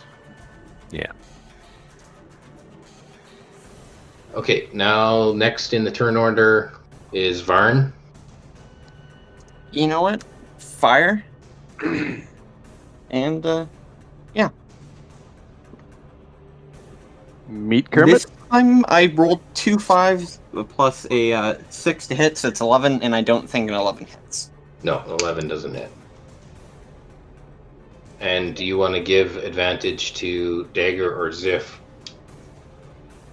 It's still dancing and everything, right? Zzif has stopped dancing at this I think point. he would give advantage to the first person to attack after his turn. So, yeah, I'll do it to Zzif.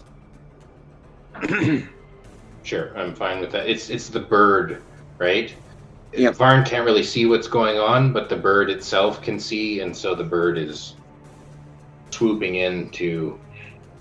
And I'm fine if he wants to give the advantage to Dagger. The bird would just then hold his action until Dagger attacks, and then he swoops in at that moment. But this time the advantage is going to Zzif, and now it's Dagger's turn. Oh no, after Varn's turn, it's Zzif's turn. This turn order thing, I'm not moving it, but it keeps moving. The turn order? Yeah. Oh, it's... There, it's my turn. Okay, there you go. Zzif's turn. So I want to pick up my sword from the ground. Why don't you throw the dancing sword up to dance first? Yeah, I can do that. Make the dancing sword do its thing. Right, now you've made your save. It's the action to throw the sword up, a free action to pick up the other sword. Okay, I'll pick up... Well, I'd have to drop the shield. Fine. No. I drop the dancing sword and pick up my scimitar. Throw it. Okay, so you're not throwing the dancing sword into the air. You're just dropping it on the ground. Yep, and picking up my scimitar. The longsword's useless to me because it uses strength to hit and damage. So yeah, but if it's flying around hitting on its own, then it's not useless. Using your strength, right? Like it's yes, not it like is. you're still. Yeah, it uses my strength. The dancing sword has stats of its own. It uses my strength and stuff. Well, if you're swinging it. No, it uses my strength to do its own attacks. If it's the one that's in the Dungeon Master's Guide, that's how it works. That's how I've always used it. Okay. Have you actually used it? Yeah, I have. Okay. All I'm saying is it will cost you an action to throw it into the air to activate it, but you won't have to make another save for it. You've already saved. So here's a way that you could use it without having the risk of dancing. You've already done the dance. Yeah, but I'd rather attack with a weapon that I'm good with. The sword uses your attack roll and ability modifiers to damage rolls. Okay. Yeah, but it doesn't use your action, though, does it? After you throw it up, it doesn't use your bonus action. It requires you to use a bonus action for it to... Right. Okay, well, it's up to you. You wouldn't be able to attack this turn with your action if you used it, or if you just drop it, then you pick up the diamond sword and you can use your action to attack. That's what I'm doing.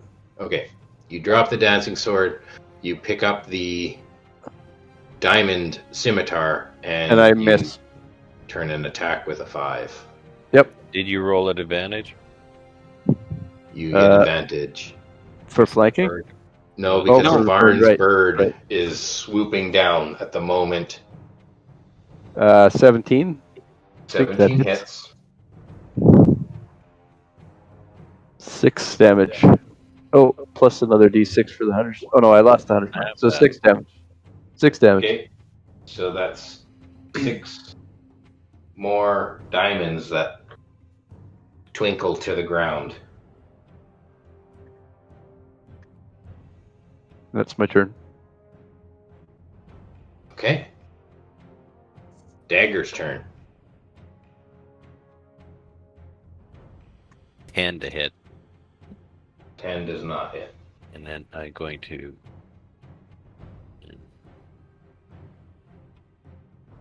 And you swashbuckler, it doesn't even matter if you hit or not. Yeah. Just broken. I just have to swing. Okay, I'll move to there. Okay. Okay. The frog just got hit by Zzif. He's going to turn back and swing at, do his claw attack at Zzif. It's a bite and 2 claws. Ooh, I rolled really good this time. You're only going to need to use 1 attack against me. You can Oh. save the other 2 for Dagger. Okay, the bite is at 21. That it. How many hit points you got left? Less than the amount of damage I'm about to take. You took 5. I'm dead. You're down. You're not dead. And, you know, Dagger ran away. You can't turn and attack Dagger, so the 2 claw attacks are going to go into your corpse. He can turn and run after me. But you ran away. It's didn't not run like that you can far just turn and swipe. Yeah, you can move between attacks. That's true. I don't think this creature would do that, though. I think this creature is just going to keep swinging at Zzif. Fuck. Fuck. So I'm dead then. That's 2 more attacks into Zzif. Well, that's 4 death saves. At advantage. Well, it's 2 automatic hits and 4 death saves. No, it's not an automatic hit. He has to roll the hit still. Yes, but my rolls that I rolled, Yeah, they were. the 21 was the lowest. And that was the bite, and the other 2 Oh, are claws. fuck. So Zzif is completely dead then. Zzif, is there anything you would like to say to your party? I miss Andros and Orlear You're the one. and Krim. Okay. It's now down to 2. What the fuck? Is it Does that gonna mean I move? got to play next week too? Is it gonna It's move? not. No, it's not going to move. It's standing over Zzif. It's got its teeth around his neck, and you can see Zzif has just gone ragdoll, and his glittering sword and his glittering shield fall from his arms. Would it really attack him to kill, though, if it... Yeah, it's a lead wood. Yeah, it's But just. it needs to breed, doesn't it? They're demons. They're all about No. killing things. They're not demons. Or devils. They're not devils either. Pure chaos. They're fiends of some. They are a fiend. They are a no, I think they're aberrations. Because they're from... they are from Limbo. Yeah, whatever. Doesn't matter. Is Yeah, it I my think- turn? Yep. Okay. Dagger's gonna run up, whip him good. Give me a fucking crit. Jesus. You can't kill guys every week. 24 to hit. That hit, I'm sure. And he takes 15 points of damage. And Dagger's gonna run past him and try and scoop up Zzif's scimitar in his open hand with his free action. fucker. And I'm gonna use my Eline agility to double my movement speed. So I moved 10, 20, 30, 40, 50, 60, and then I'm gonna cunning action dash for another 60. 10, 20, 30, 40, 50, 60. And your free action was to pick up the sword, The scimitar. but that's it. The dancing sword's more valuable. Yeah, well, I can sneak attack with a scimitar. Oh With my the goodness. sword. Okay. Do you say anything to Varn? Zif's down. Zif's dead. That thing killed him. Let's run. Just fucking run. Yeah, I'm gonna just fucking book it. Oh my goodness. Okay. That can be your new character, Zzif. Okay, so We're you have dead just down here. We're dead. bolted. He was our fucking food source. You've just glad- bolted. And I didn't take any Andros. Fuck. Okay. Maybe I can get my bird out to get some meager food. My raven. So Dagger just bolted. Varn, what do you do? You're gonna bolt too? I'm gonna bolt too. We're out of here. Like, full action. Okay. The creature's gonna just keep eating Zzif. Gonna be hanging out here. He's not gonna give chase. And on your next action, do you just run even further, or do you hang out here? You know, I'm Why gonna would we keep hang out running. here? We're booking it. Just gonna keep running. Okay. I'll Okay, move then my- we'll drop out of initiative altogether. Yeah. And with that, let's take a 5-minute break. Okay. I think for the next, like, couple minutes or so, we're just gonna be bolting it, right? For as long as we can. Yeah, I'm Okay. gonna. Are you gonna run stealthfully, or are you just gonna plow forward? Well, you can't run stealth. Well, I can, but I'm not. I'm Okay. gonna be staying away from the lava, but I'm gonna be staying away. I'm gonna be in the middle. Okay.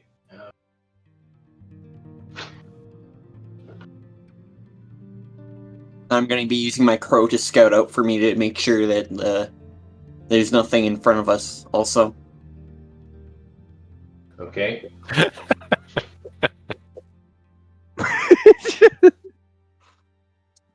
some funny gifts.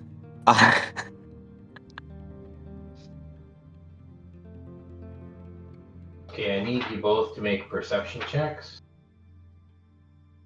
Do I roll And- for my crow as well? Yeah, I want you to use your crow for yours.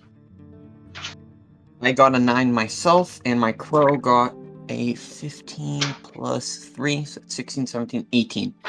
And my crow got an 18. Dagger got a 10.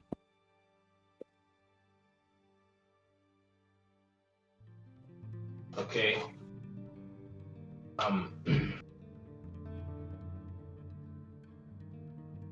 Dagger, you are traveling along the south side of the lava, and you don't notice that there's like a steam vent that blasts up from underneath. It's off to the side here. Like it's nowhere near the lava. It's over here where you're walking, and you just seem to step on it, and there's like this steam that shoots up, and you take. Let's roll a d4. Let's see what you take. 3 points of damage from steam. And Varn, your crow sees what look like. Well, make a history check. See if History check? you. Yeah. Dagger's gonna do his second wind. Okay. I got a 22 for history. Okay. Your crow sees. Let's see. Let's put them in the map here.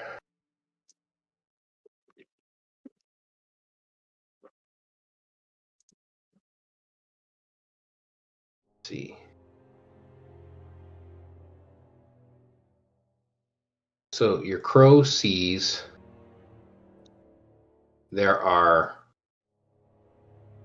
5 little creatures here, and you know them to be.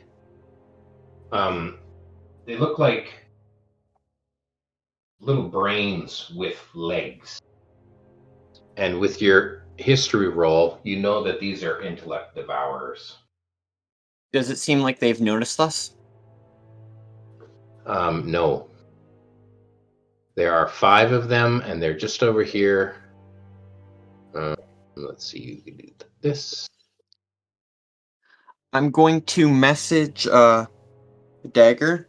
I'm gonna quietly tell him there are intellect devourers. I don't know if you know what they are, but they're like little brains on legs, with legs, and Do I know what they are? Would you know what they are? Would Dagger know what they are? I doubt it, but he might have learned it from me, so he should probably like roll to see if he has, right? I rolled a 17. Okay, Varn's talked to you about them before. Yeah, they're kind of. If you see them, you can kind of you can know that there's probably going to be some illithid nearby. Okay, can I see them from the other side of the water? Or the river, no. I mean? If No. I move to the edge? If you move to the edge, this is 100 feet, and then we'll say they're 30 feet beyond that. No, they're 60 feet beyond that. And I got 60 feet of dark vision. So you can't see them. Okay. But you know what they are, and Varn's talked to you about them before. I'm going to shoot an arrow across the... I just throw a rock across the lava pit to hit the other side, just on the edge of it, to try and attract them in this direction. Okay, make a throw. I rolled a 1. Strength modifier. I rolled a 1. Okay, the rock goes sploosh in the lava, and the fire snake pops back up. Oh, fuck, I start running. You're on your own, Varn. Fuck! I book it. The intellect devourers, I'm going to be able to deal with them fine because I have good intelligence. So just run. Just fucking run. I am just running. Dagger, you're going to get 1 attack of opportunity against you. Well, I'm going to whip at it first, and then I'll run away. 60. If you're going to make a whip, that's going to happen after. You threw the rock, it lands in, it jumps out. Like we're going to have to... No, I'll take the attack of opportunity. I'm just running. Yeah, it's attack of opportunity. You can run, or we're going to get into initiative, and then it's who goes first, and then all that. Blah, blah, blah. No, just...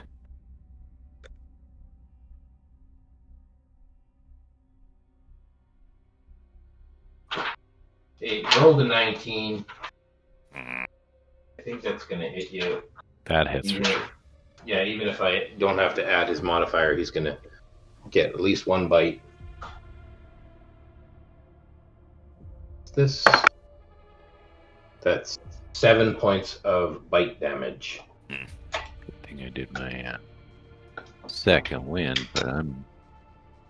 But you're not on fire, and you only got 9 hit points. Yep, you are running. Yeah. Okay, Varn, where do you? Dagger just took off. I'm booking it if he's booking it. And you're headed this way? Yeah, I'm just headed upwards, and I moved there. Yeah, and I'm going to run through not through, but next to the intellect devourers, obviously 10 feet away from them, so they don't get opportunity attacks on me, but I'm not as worried about them because their thing is about intelligence, and I have good intelligence. Okay. So you're going to try and run past them. Mm-hmm. Not like through them and everything, but Right. far enough away where I don't get opportunity attacks and, 5, 10, 15, 20, 25, 30, 35, 40, 45, 50, Hey, 55, 60. Ray, I took that long strider bracelet, right? Because I wrote it down. Yep. Yeah, okay, good. And you got the sword. The Crib sword, spine sword. the shatter sword, or whatever it Yeah. is. Shatter spine. Shatter spike. Notes.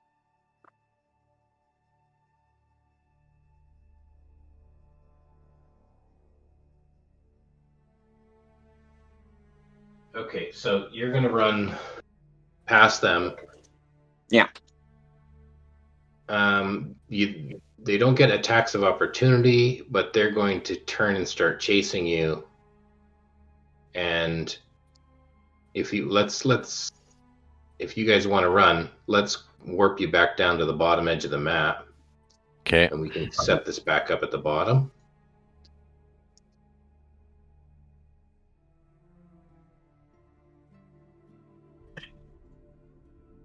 After all this physical exertion, at the end of the day, am I going to get a +1 to my strength? No, but you might take a point of exhaustion. You had to bring it up. We don't even have a Zzif to feed us now, so we're fucked. Okay, so they're going to move in here like this.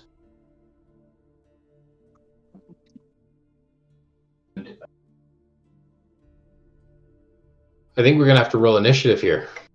Okay. I'm going to yell to Dagger through the stone they're at me.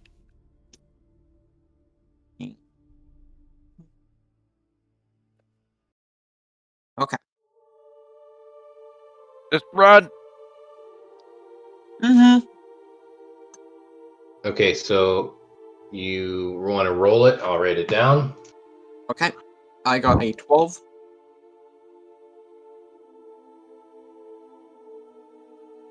Dagger, what's your initiative? Oh, I have to roll too? Well, you might as well. You're 23.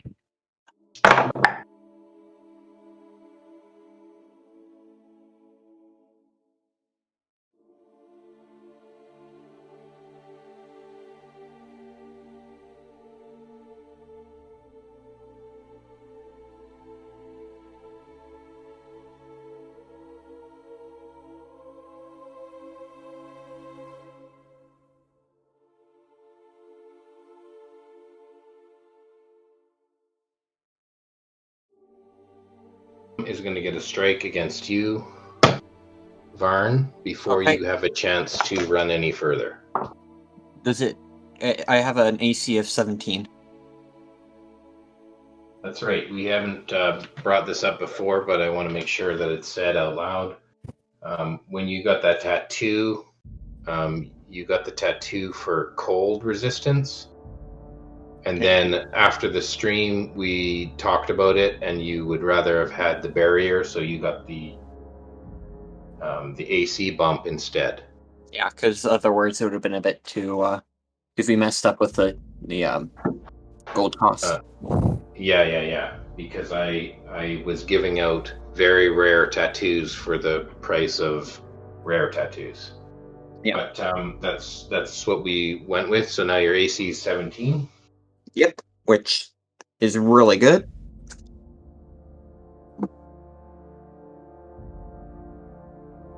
Survive well. Let me roll my attack. I do have cure wounds and a 1 health potion left, so... Well, that's good. I got one good berry. Yeah. Do Do you want to split that in half and we could No. No. I need that 1 hit point back. Varn needs to make intelligence saving throw. Oh, Okay. Actually, I'm going to not use that dice because it hasn't been serving me well. Let's use the boom dice. Okay, and that is saving throw intelligence. That is a 16. Okay. Then it is your action. I am going to use my action to dash. I'm not disengaging. Okay. 5, 10, 15, 20, 25, 30, 35, 40, 45, 50, 55, 60. And then I'm going to use my bonus action to use my turret to shoot at one of the intellect devourers. Before you shoot, you take 2 attacks of opportunity. No, 3 attacks of opportunity. Okay. And that is...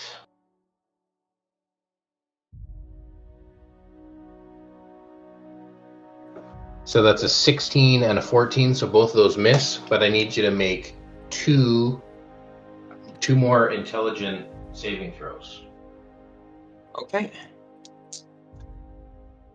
And I got a nat 20 on one, and I got a 19 on the other. Okay. Those both save. So now you are 60 feet away. What did you... Bonus action turret. Yep. Who you're shooting at? The closest one. Okay. And does 17 hit? Yes. 2d damage. 3 and 9, not 9, 6, so that's 9 damage altogether against that intellect devourer. Okay. And I'm going to use my crow to scout out ahead, and it will call back if it sees any danger. I'll just use it to, make sure we're not running into even more danger without knowing. Okay, they can move a speed of 40 feet. So that's to here. So they're all going to move as a pack. They're going to go to there.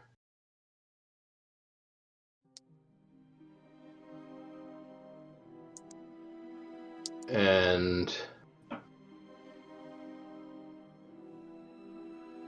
I need you to make more intelligence saving throw. Let's say 2 more intelligence saving throws. Okay, and I got a 17 and a 20 non-nat. Okay. Those both save. Mm-hmm.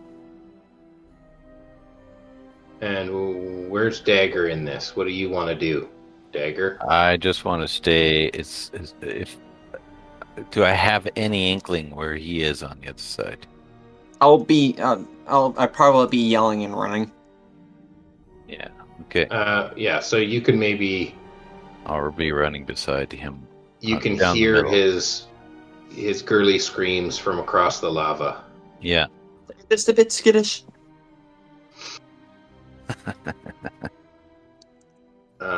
Varn, your action.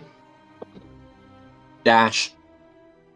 Okay. 5, 10, 15, 20, 25, 30, 35, 40, 45, 50, 55, 60. Up there. And I'm using my bonus action to fire at the one I already hit. Can you reach him now? The range. He hasn't followed. So now Killer. you're like 85 feet away from him. I cannot fire on them. Okay. And Dagger, you're just going to run alongside? Yeah. Okay, so you move, even if you don't want to move your full movement, you could just move up so that you're about even with Varn. Unless you want to just bolt. Oh, 120 feet. Sorry, it's I can fire. With your turret? Yep. Okay, make an attack. You get fired when you 3 left. doesn't hit, does it? No. Yeah. Okay, they've got one more chance at this before you clear their range. They are going to move up to here.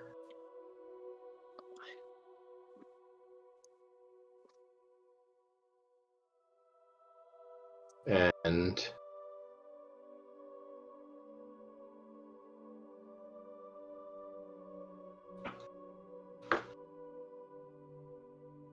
I'm going to say one more intelligence saving throw.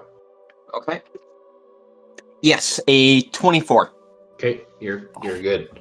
And then if you continue with the same sort of action, you... I don't know why I didn't do this beforehand. I thought it was a lot worse than it was, but it's also plus my spell attack bonus, but I don't think 10 would have hit anyways. Okay. So you're going to be able to outrun these guys if you just keep running like you have been.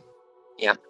You're creating a larger distance the more turns that go by.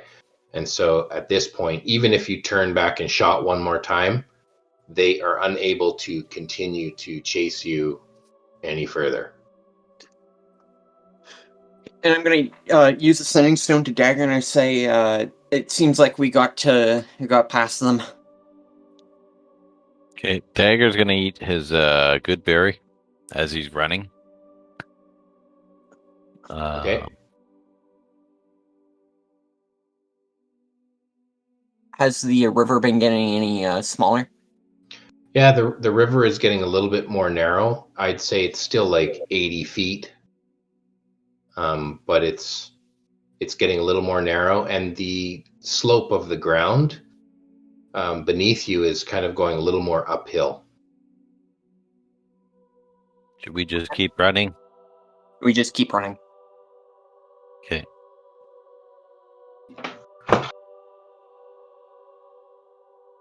Keep my ears tuned to see if I can hear his footsteps beside me.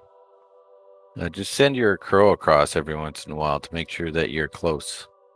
Okay, and I'll do that, and I'll also send it up the river. Ahead. Scout ahead.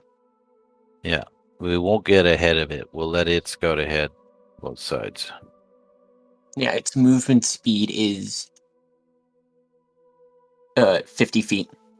So not as good as yours, but nobody's as good as you at running. Could use this long strider bracelet as well. Okay, can animals attune to magic items? No. Okay, so you continue this way, and the outside dimension of the chasm, this distance here, is now getting smaller. Yeah. So now there's like 40 feet on either side of the chasm. Mm-hmm. I think that's more closer to what's represented here, right? This is like 50 feet. Yeah. So it's more closer to what's actually represented here, but this gap is still like 80 feet wide. It's not 15. Okay. And the ground slope is definitely going up more. You're traveling, almost hiking now. The terrain is getting a little more rocky. So is the gap down to the lava deeper and deeper now? Yes. The drop between this point and the lava is now, say, 50 feet instead of just 20. Okay.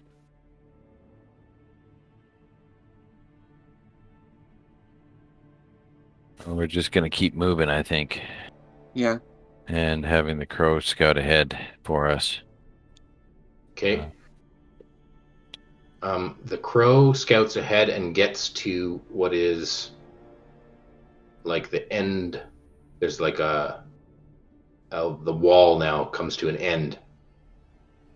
So the crow is 100 feet ahead of you. So 100 feet ahead of you, the crow hits a sheer vertical, and this lava kind of goes... It's not going down, but it's it kind of dies down under the end of this wall. So I could climb across that wall? Yes, now you could climb over the lava across the wall. Okay, I'm going to do that. To get to Varn's side. To get to Varn's side, yeah. And then I think we should take a rest here. Okay. Okay, I know you have a climb speed, but yeah. I'd like you to make, actually it's still an 80-foot wide passage. Okay. So it's going to take 2 acrobatics checks. I'm also going to use the immovable rod to help me climb. Okay, then that'll give you advantage on those 2 rolls. Just practically don't roll in that one. This is acrobatics, you say? Yep. I got an 18 and a 25. Okay, and this is like the climb directly over the lava river. Yeah. Okay, as you're climbing over this lava river, you're using the rock on one side and you're using this immovable rod to help you give you the strength that you need to go over this passage, and you manage to get safely to the other side. Okay. And that immovable rod helped you a lot. Okay. And we're going to take a short rest, but after the short rest, I'm going to, out of some of the rope I have, I'm going to make like a harness that I can tie around the end of the immovable rod. Okay. Can you make a harness for me? You're going to be hanging on my back. You want to roll some hit dice on your short rest? Oh, definitely. I haven't taken any damage. Don't say that too loud. Is it a short rest or a long rest we want to take? Well, I'd like to take a long rest, but do we trust it here to take a long rest? Oh, like the drop off is pretty deep. We're only going to have to worry from one side, really, unless it's something above us. Okay, we're in a corner. Let's take the chance of a long rest then. Yeah, and we can use my crow. Because Okay. it's not like it's an actual animal, it's like a fey spirit. But I want to spend my hit dice on the short rest first. Yes, do a short rest, do some hit dice, and then when we go into a long rest, we can role play that out. Okay. Okay. And, yeah.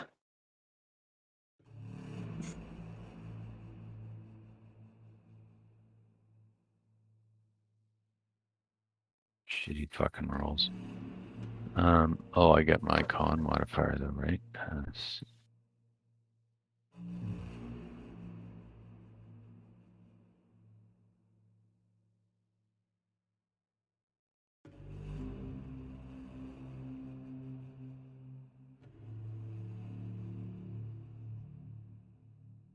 Almost up to full.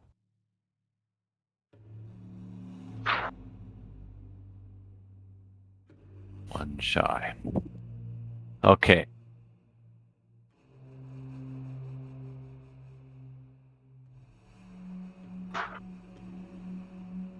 Okay.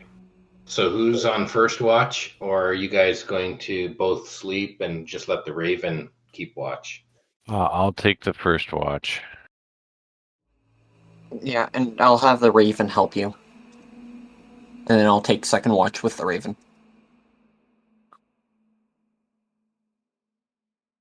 Okay. Dagger, make a perception roll.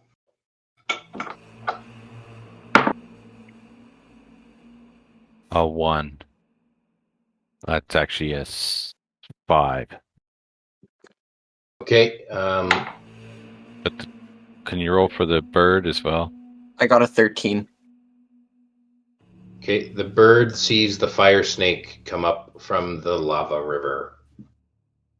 Fuck off. It's going to go over to Dagger and just start squawking, fire snake, fire snake. Does it have speech? I can mimic speech. But you are asleep. I told it basic words. Yeah, If but we're you next are to asleep. lava, then It starts picking at me. yeah. Okay. So I shake So Varn awake to Dagger's see what it wants. awake. Dagger's awake. You wake up Varn. The fire snake is gonna spit at you, and let's roll initiative. Oh, fuck off. Is You Zzif rolled taking a magic 1. mushrooms again? I got an 8. I got a 15. Oh, and actually the bird's taking my initiative, isn't it? Yes.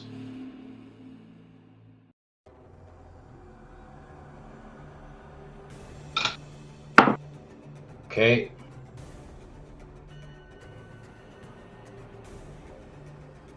So, so Dagger's on watch. I'd say Varn's probably over here by Dagger, right against the wall. Yeah. And the attack is going to be spat at Dagger. That's 5 damage. Oh no, he's got to hit first. That's a natural 1. So the fire hits the wall beside you. It doesn't hit you at all. Okay. I'm going to grab Varn and throw him on my back and say, hold on. Okay. And then I'm going to activate the Long Strider bracelet, and I'm going to climb my way up the wall as with my feline agility as fast as I can. So, Okay. Does Varn want to do anything before your turn? Because Varn's initiative's 15. Okay, he could fire. I'll be firing with my my turret, not my. I'm going to be grabbing hold of you, but my turret's going to be firing. Okay, make an attack. That is a 14 plus my 6, so that's dirty 20. It deals. Yeah, that hits. 5 damage. Oh, and it has to make a... What type of saving throw was it again?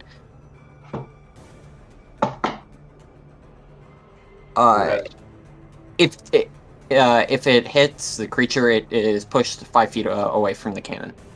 So there's no saving throw. He's pushed back. Okay. Yeah, not that it really matters, but... You can see that the head of the snake is pushed back, but really the body that's in the lava doesn't move at all. Just the head of it kind of gets pushed back. You just seem to be angering him. And then Dagger, you can scoop him up in the little harness that you've made and start climbing. Yeah. How fast, how much movement can you dedicate to your climb? If I use a dash, like a cunning action to dash, that's I can climb 80 feet the first turn. Plus your feline agility, right? Well, that was with the feline agility. Oh, what does Long Strider give me? Plus 10 to your movement. I believe it's plus 10. And does that do anything for my climbing, though? Isn't your climbing the same as your movement speed? No, it isn't. I have a 20 climb. Ah. Well, if climb speed is separate, then it's not going to give you more climb speed. It gives you more Okay, movement. so I wouldn't bother with that then. Okay. So I will just use my movement and my action and my cunning action to move. So then I could climb 60, and if I use feline agility, that's 120. I could move straight up. In 6 seconds. Just let that sink in. Uh-huh. Okay, let's put you guys. And then I'm going to plant my immovable rod. As soon as I feel that I'm in a safe place. hang from that thing. Okay. So here we're going to turn this map vertically. So this is now the wall. And this is the ground, like this, you understand what I'm saying? This is the ground level. Yeah. And you've just gone up. What did you say? 120. 120 feet, right about here-ish. Right there, I think. I think that's 120 right there, isn't it? Or no, that's 115. So right there would be 120. Right there, yeah. I'll just put myself right next to you there. Okay. Okay. So Varn is hanging from the immovable rod. Oh, no, I'm hanging onto. He made Dagger, didn't he make like a little harness? So you're in a harness on Dagger's back, and Dagger's hanging from the immovable rod. Yeah. I'm hooking the harness over the immovable rod so that I can just hang from it. Okay, I got you. It's not like a strength check to hold on to the rod. You're actually hanging from the same harness that's through the rod. Yeah. Okay, I like it. The fire snake is going to rear up, and he's going to he's going to rear up and come to his full height out of the lava river. So his head, this icon is going to be just the head. Yeah. And the snaky-like body is going to follow this.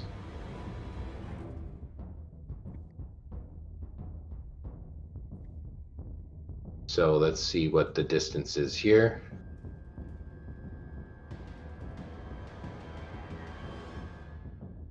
Okay, and you are still within his range. He's going to shoot his fire lava ball at you.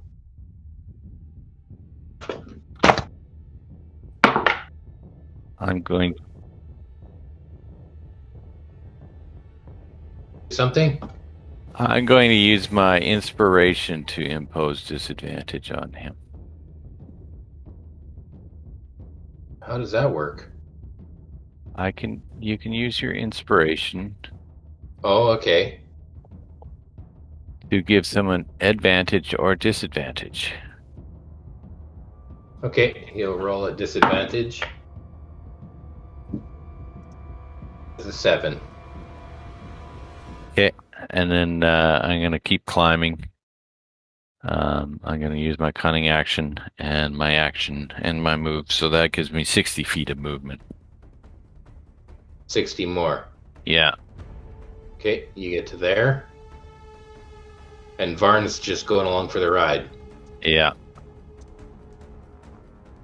We're not going to end up like the others, are we? Okay, you climb with Not if I can help it. Yeah. Your little backpack and immovable rod. Yeah. Varn, do you still have range to shoot this? Are you gonna try a shot? 120 is my range. Okay, you could have shot it before I moved. Yeah, right? You get off the shot as Dagger's climbing up.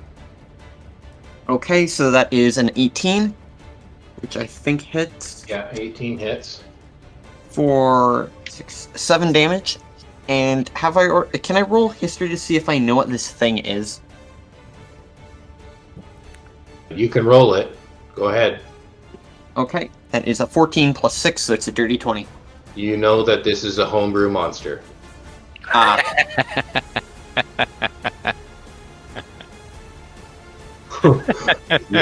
You're positive that this is something you've never seen before.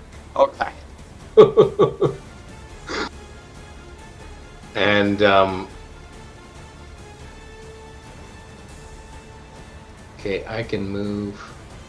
It's not like a salamander that that ring fashion thing where they put rings on their neck and it just makes their neck look longer and longer and longer.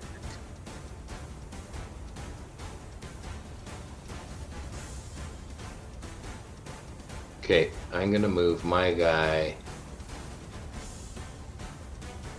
Okay. He's gonna move to here.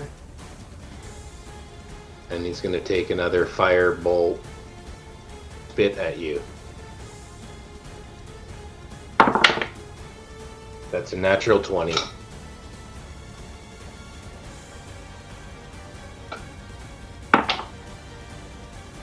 So that's 7 points of damage, and you're both gonna take the 7 points of damage. Oh god. And now you're both on fire. So next turn you'll take fire damage unless you use your action to put it out. Control planes that they have. That's good. Can you use your action to put it up? I can use my action to put it out. Okay. I'm going to use my feline agility again to double my movement speed and move 120 again. Straight up. Okay. You move again another 120 feet, and you come to what is the crest of this lip out of the chasm. So Okay. at that movement speed, you're able to climb over this little small overhang and then out into the loose gravel area, the loose gravel edge of the chasm. Okay. You are, let's go back to the Neverwinter map. You are here. Okay. So is there's it loose nighttime? gravel. There's loose gravel to be able to come up to grade. Yeah.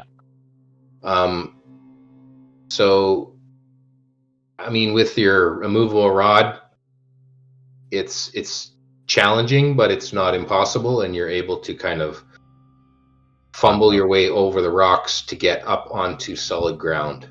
Okay. What time of the day is it? Well, you just had a long rest at the bottom of this wall. Well, we didn't Right. get a full long rest though. Oh, that's right. Only got like a half a long rest. You didn't even get a half a long rest because it hadn't even gotten into Varn's watch yet. Yeah, that's what I mean. Like it wasn't. Okay, so how many hours have passed? That's the question.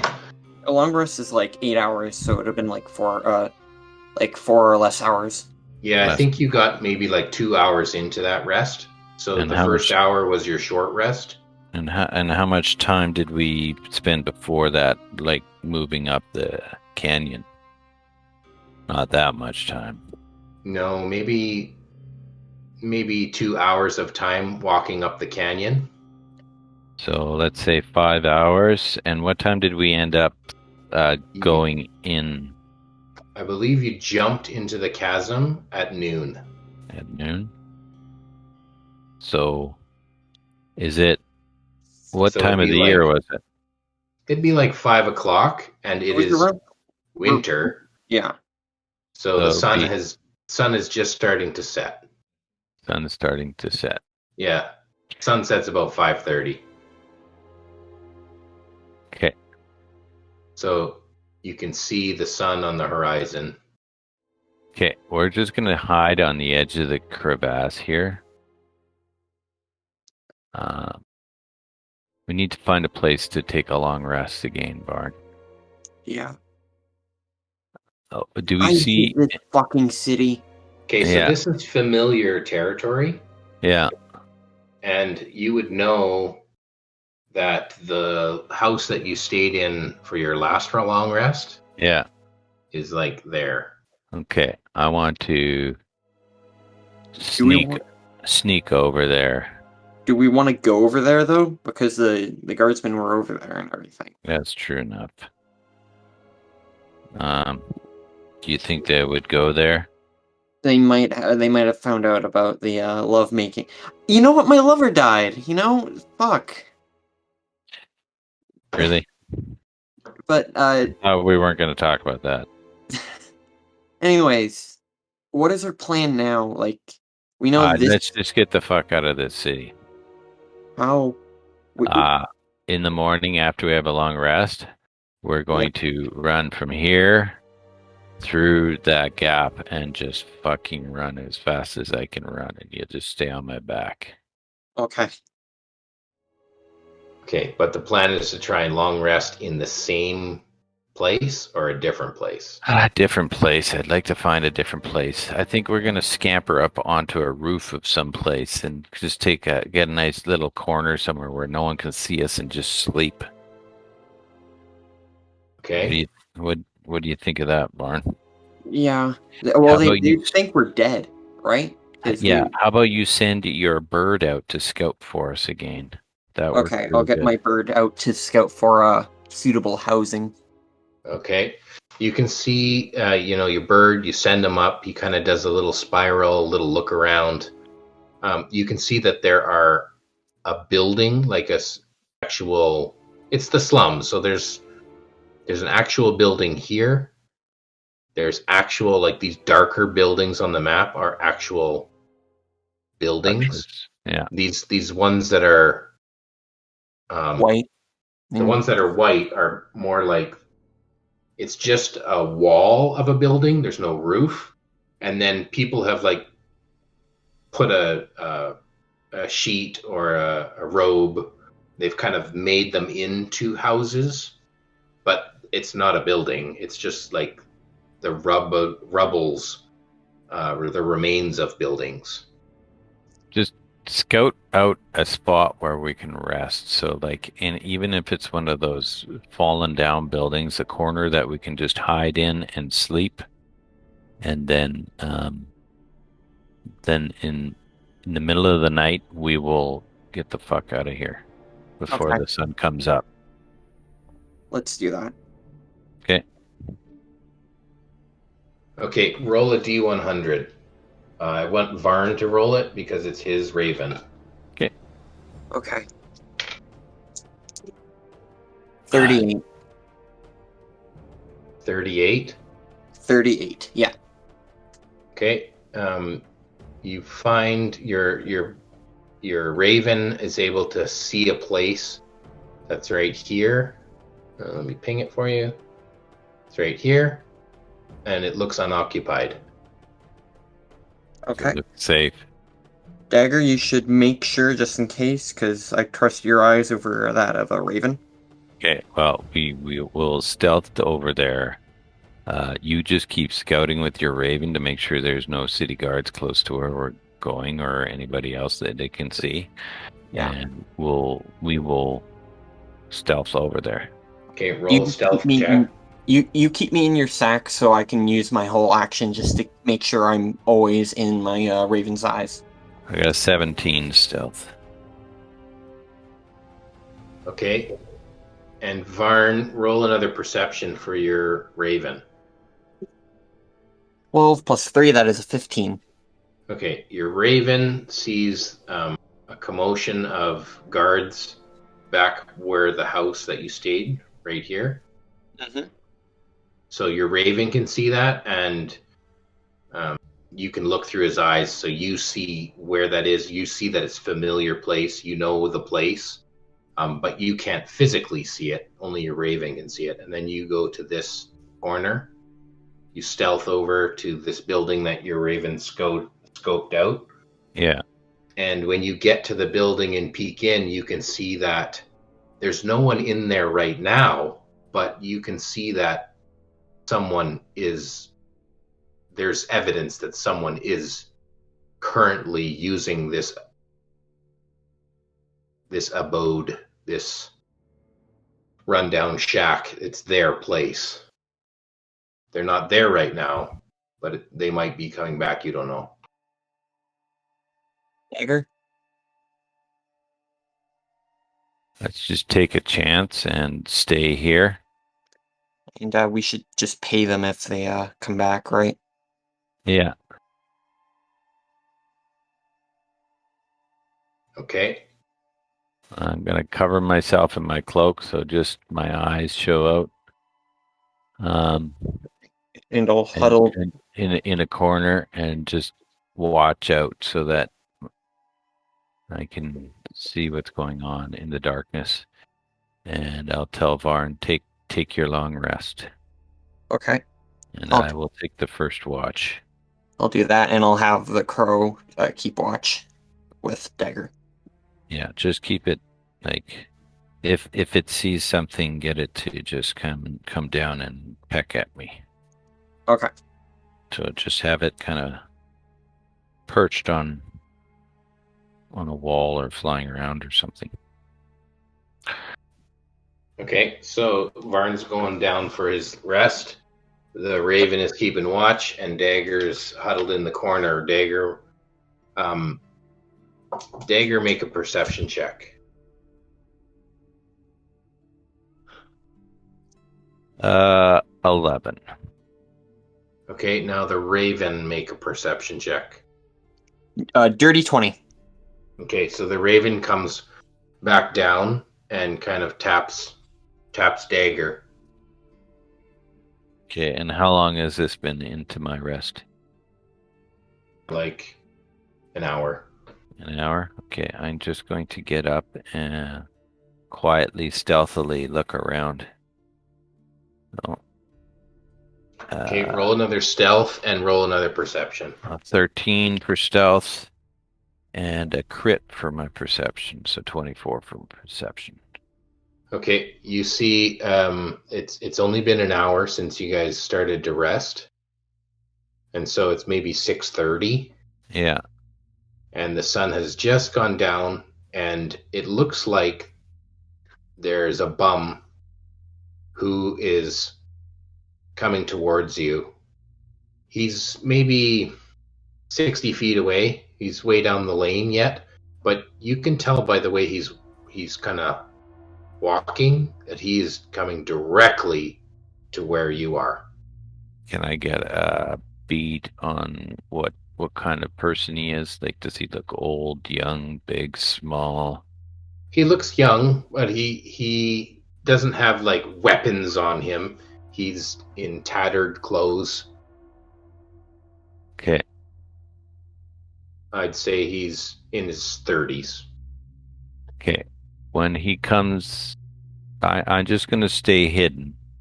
And when he comes in, I'm going to hold up a gold coin and put my finger to my mouth to indicate to be quiet. Okay. Make a persuasion roll.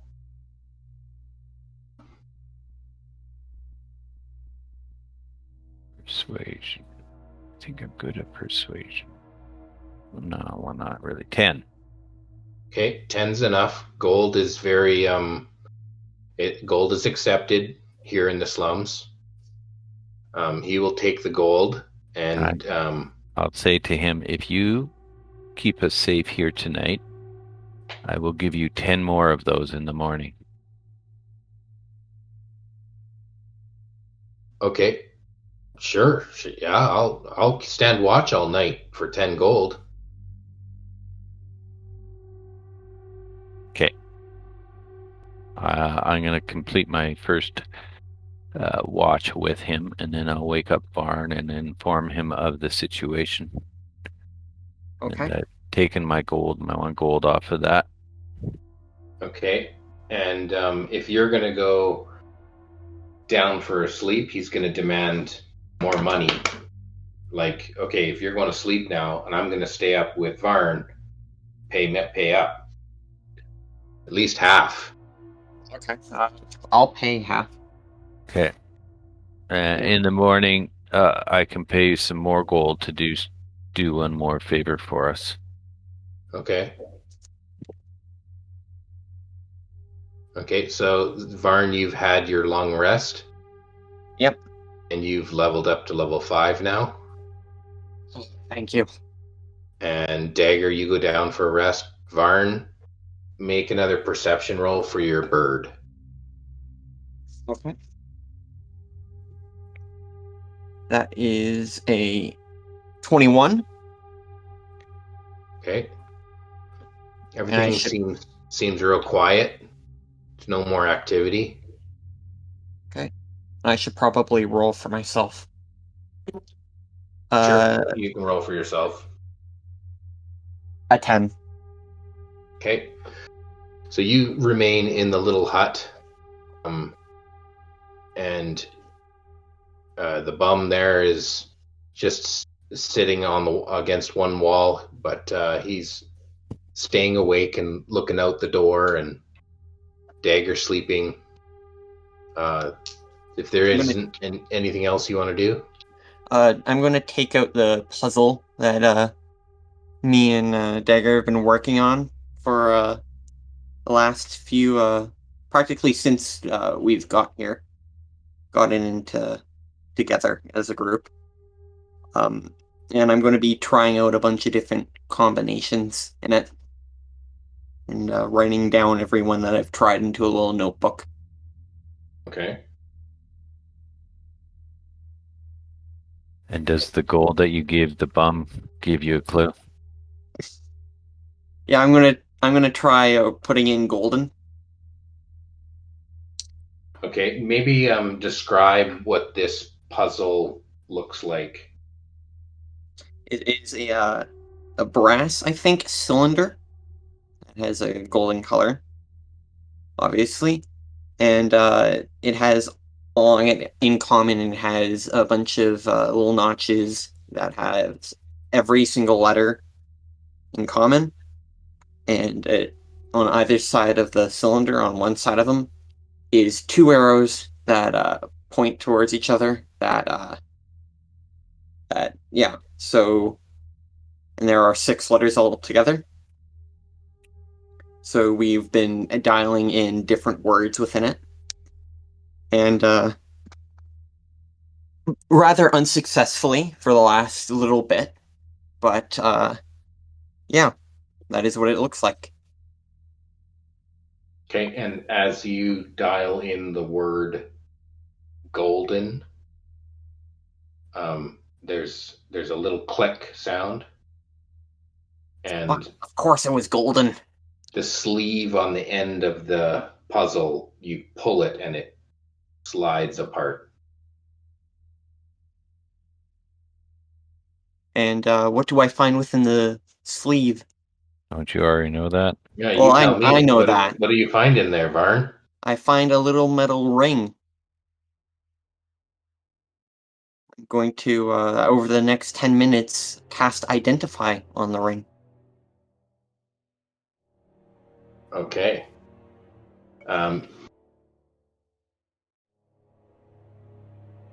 This ring, it has magical properties. It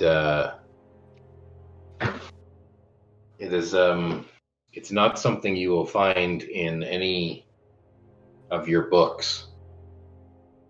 It's not something that you've ever seen before, but it's definitely something that the name of the magic. Like conjuration, necromancy. Yeah, the ring has control effects.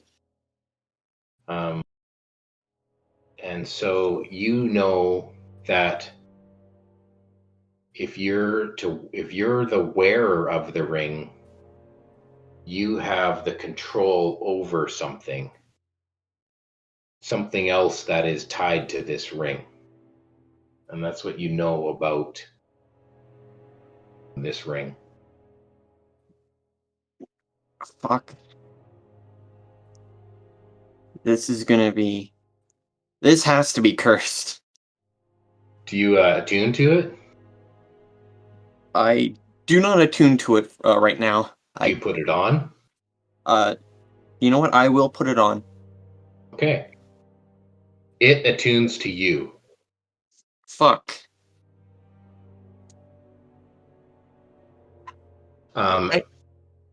And you're not sure whether you have control over the ring or it has control over you, but you're sure that there is some control effects that happen with this ring.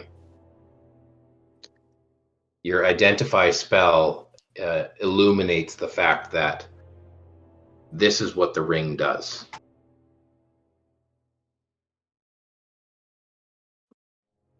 And I will just be shaking back and forth throughout the rest of the night, worrying about this thing. Okay. And the sun hasn't quite come up yet, but you feel like Dagger's had long enough to rest. You could probably wake him. I poke at him a little bit and wake him up, and I'm going to show him the ring.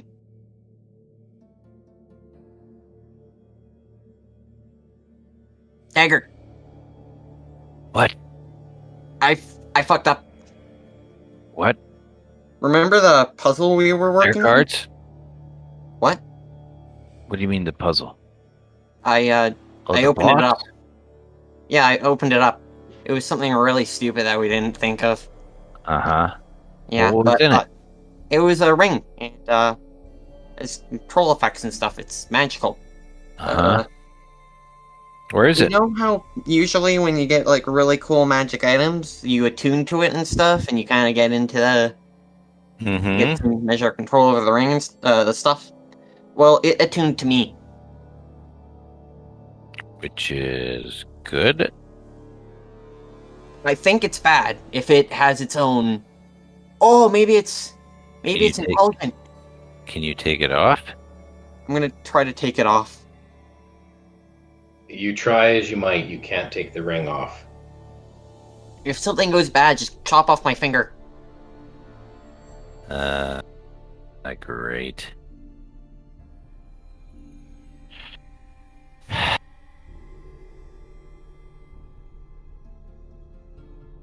You see a tear run down Dagger's face. I've lost too many friends. Not you two. I know. We should have like a proper way to deal with this, but I don't know. I think we just need to get out of the city now. Oh, and the bum. We should pay the bum. Don't call him that. Yeah. Yeah, my name is Ned. Don't call me bum. Look, Ned, we need to get out of this city, and you've been a good sport so far to let us stay in your abode. Here's the other 5 gold. And then I'm gonna give him another 5 gold. Can you get us out of here? Out of this horrid city?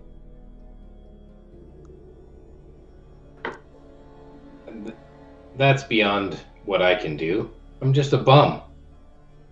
Don't sell yourself short. You can help us. You know anybody who can? Who knows a way out? There's by the wall, there's holes in the wall, correct? In the slums here? You've seen them, I'm sure. Yeah. The city watch still patrols that area, but yeah, there's definitely that the walls have been in disrepair. Can you create a distraction and make them like look in a certain direction and we can sneak out while they're distracted?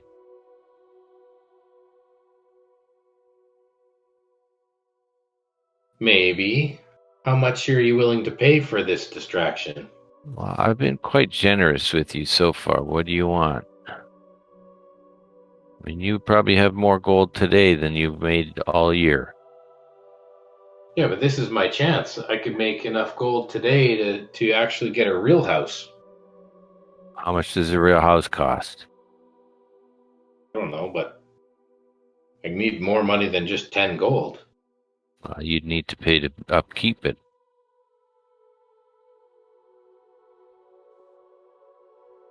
How about 50? 50 gold? That's a lot of gold. How about 20?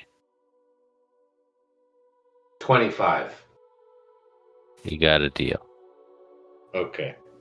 I will create a distraction so that you can slip out. Okay. So we're going to go to... I want the gold up front, though. Pay the Yeah. gold. Transaction happened. I give him the gold. Okay. And now you guys are gonna try and sneak out before the sun comes up.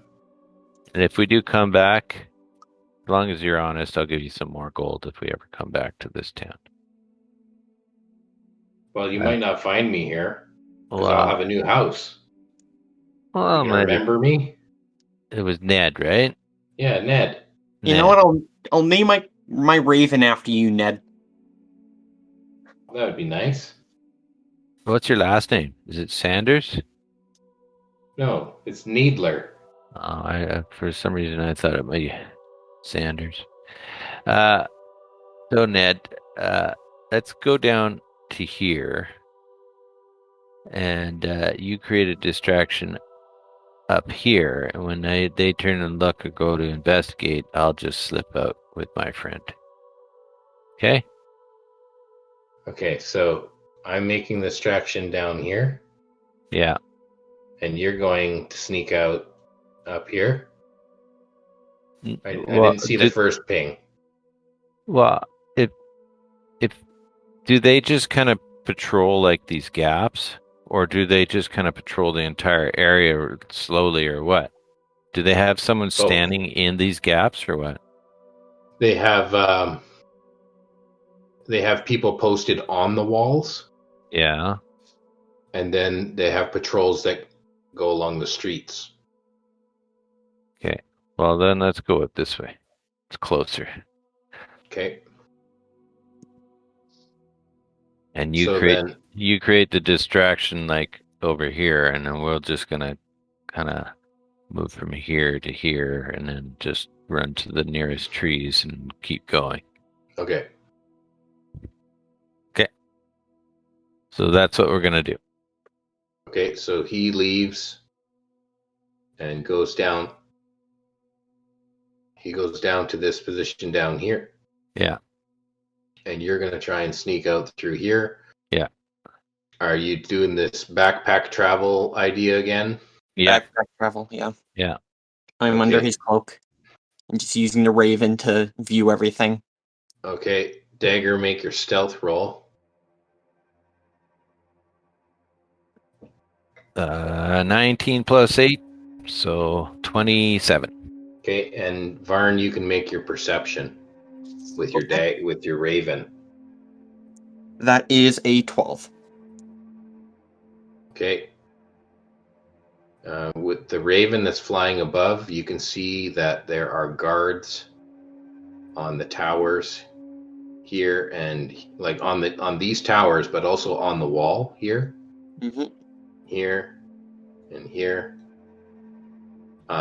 And Dagger, with your incredibly high stealth, you're able to slip out through here. Okay. And then as you get to this point here, you hear a commotion. Like you're already out. You're already through the wall. And then you hear the commotion. Yeah. From down here somewhere. Something's going on. You're not sure what it is, but some commotion is happening. And I'll give you advantage on your next stealth check to get now further out. There aren't a lot of trees. I know here on the map it shows a few, but most of this is just fields. Okay. So that's a 23. Okay. And you continue another, dash when you're doing your running, another 120 feet or so. Actually, You can't use feline agility like twice in a row. You have to stop. No, but I could use it. I use it once. I stop and do my regular speed, and then my next one I would do like feline agility plus the bracelet of long strider, which gives me another 10 movement, which I could double to 20, so I could move 260 feet in one turn. But at a run, not at a stealth. Yeah, at a run. But by the time I'm that far away, they couldn't catch me. I would be like gone. Right. You're a dust cloud as you run away. Yeah. Okay. I'm going to And- say you successfully left the threat range of the archers on the wall. They were unaware of your presence as you left, so they weren't really paying attention to be looking out. And we will end the session tonight as you have left Neverwinter, heading east. I want to do one more thing before the end of the session. Sure, yeah, go ahead. The first big tree that Dagger sees on the way out of town, he's going to carve the names Andros, Kriv, Zzif, and Orlear into it. Okay. You put a little heart next to my name. It's broken. That would be Varn's. I'm gonna cut with my knife like little descriptions of how who each of you were.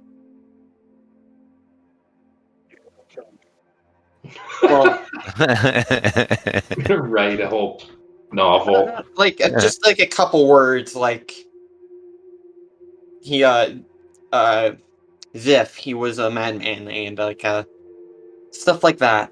No, I want to hear these words. Yeah, let's roleplay it. Yeah. Andros, the big elephant man, lover of trees. In parentheses, probably is going to hate this. Kriv, a paladin who wanted to overthrow the strong to protect the weak. Zzif, our goblin friend who just ... who's very creative. And Orlear, our friend who we do not know if he is dead or alive, but hopefully one day you'll see this. Just to let you know, we're sorry about everything that has happened to you, and wish you the best of luck.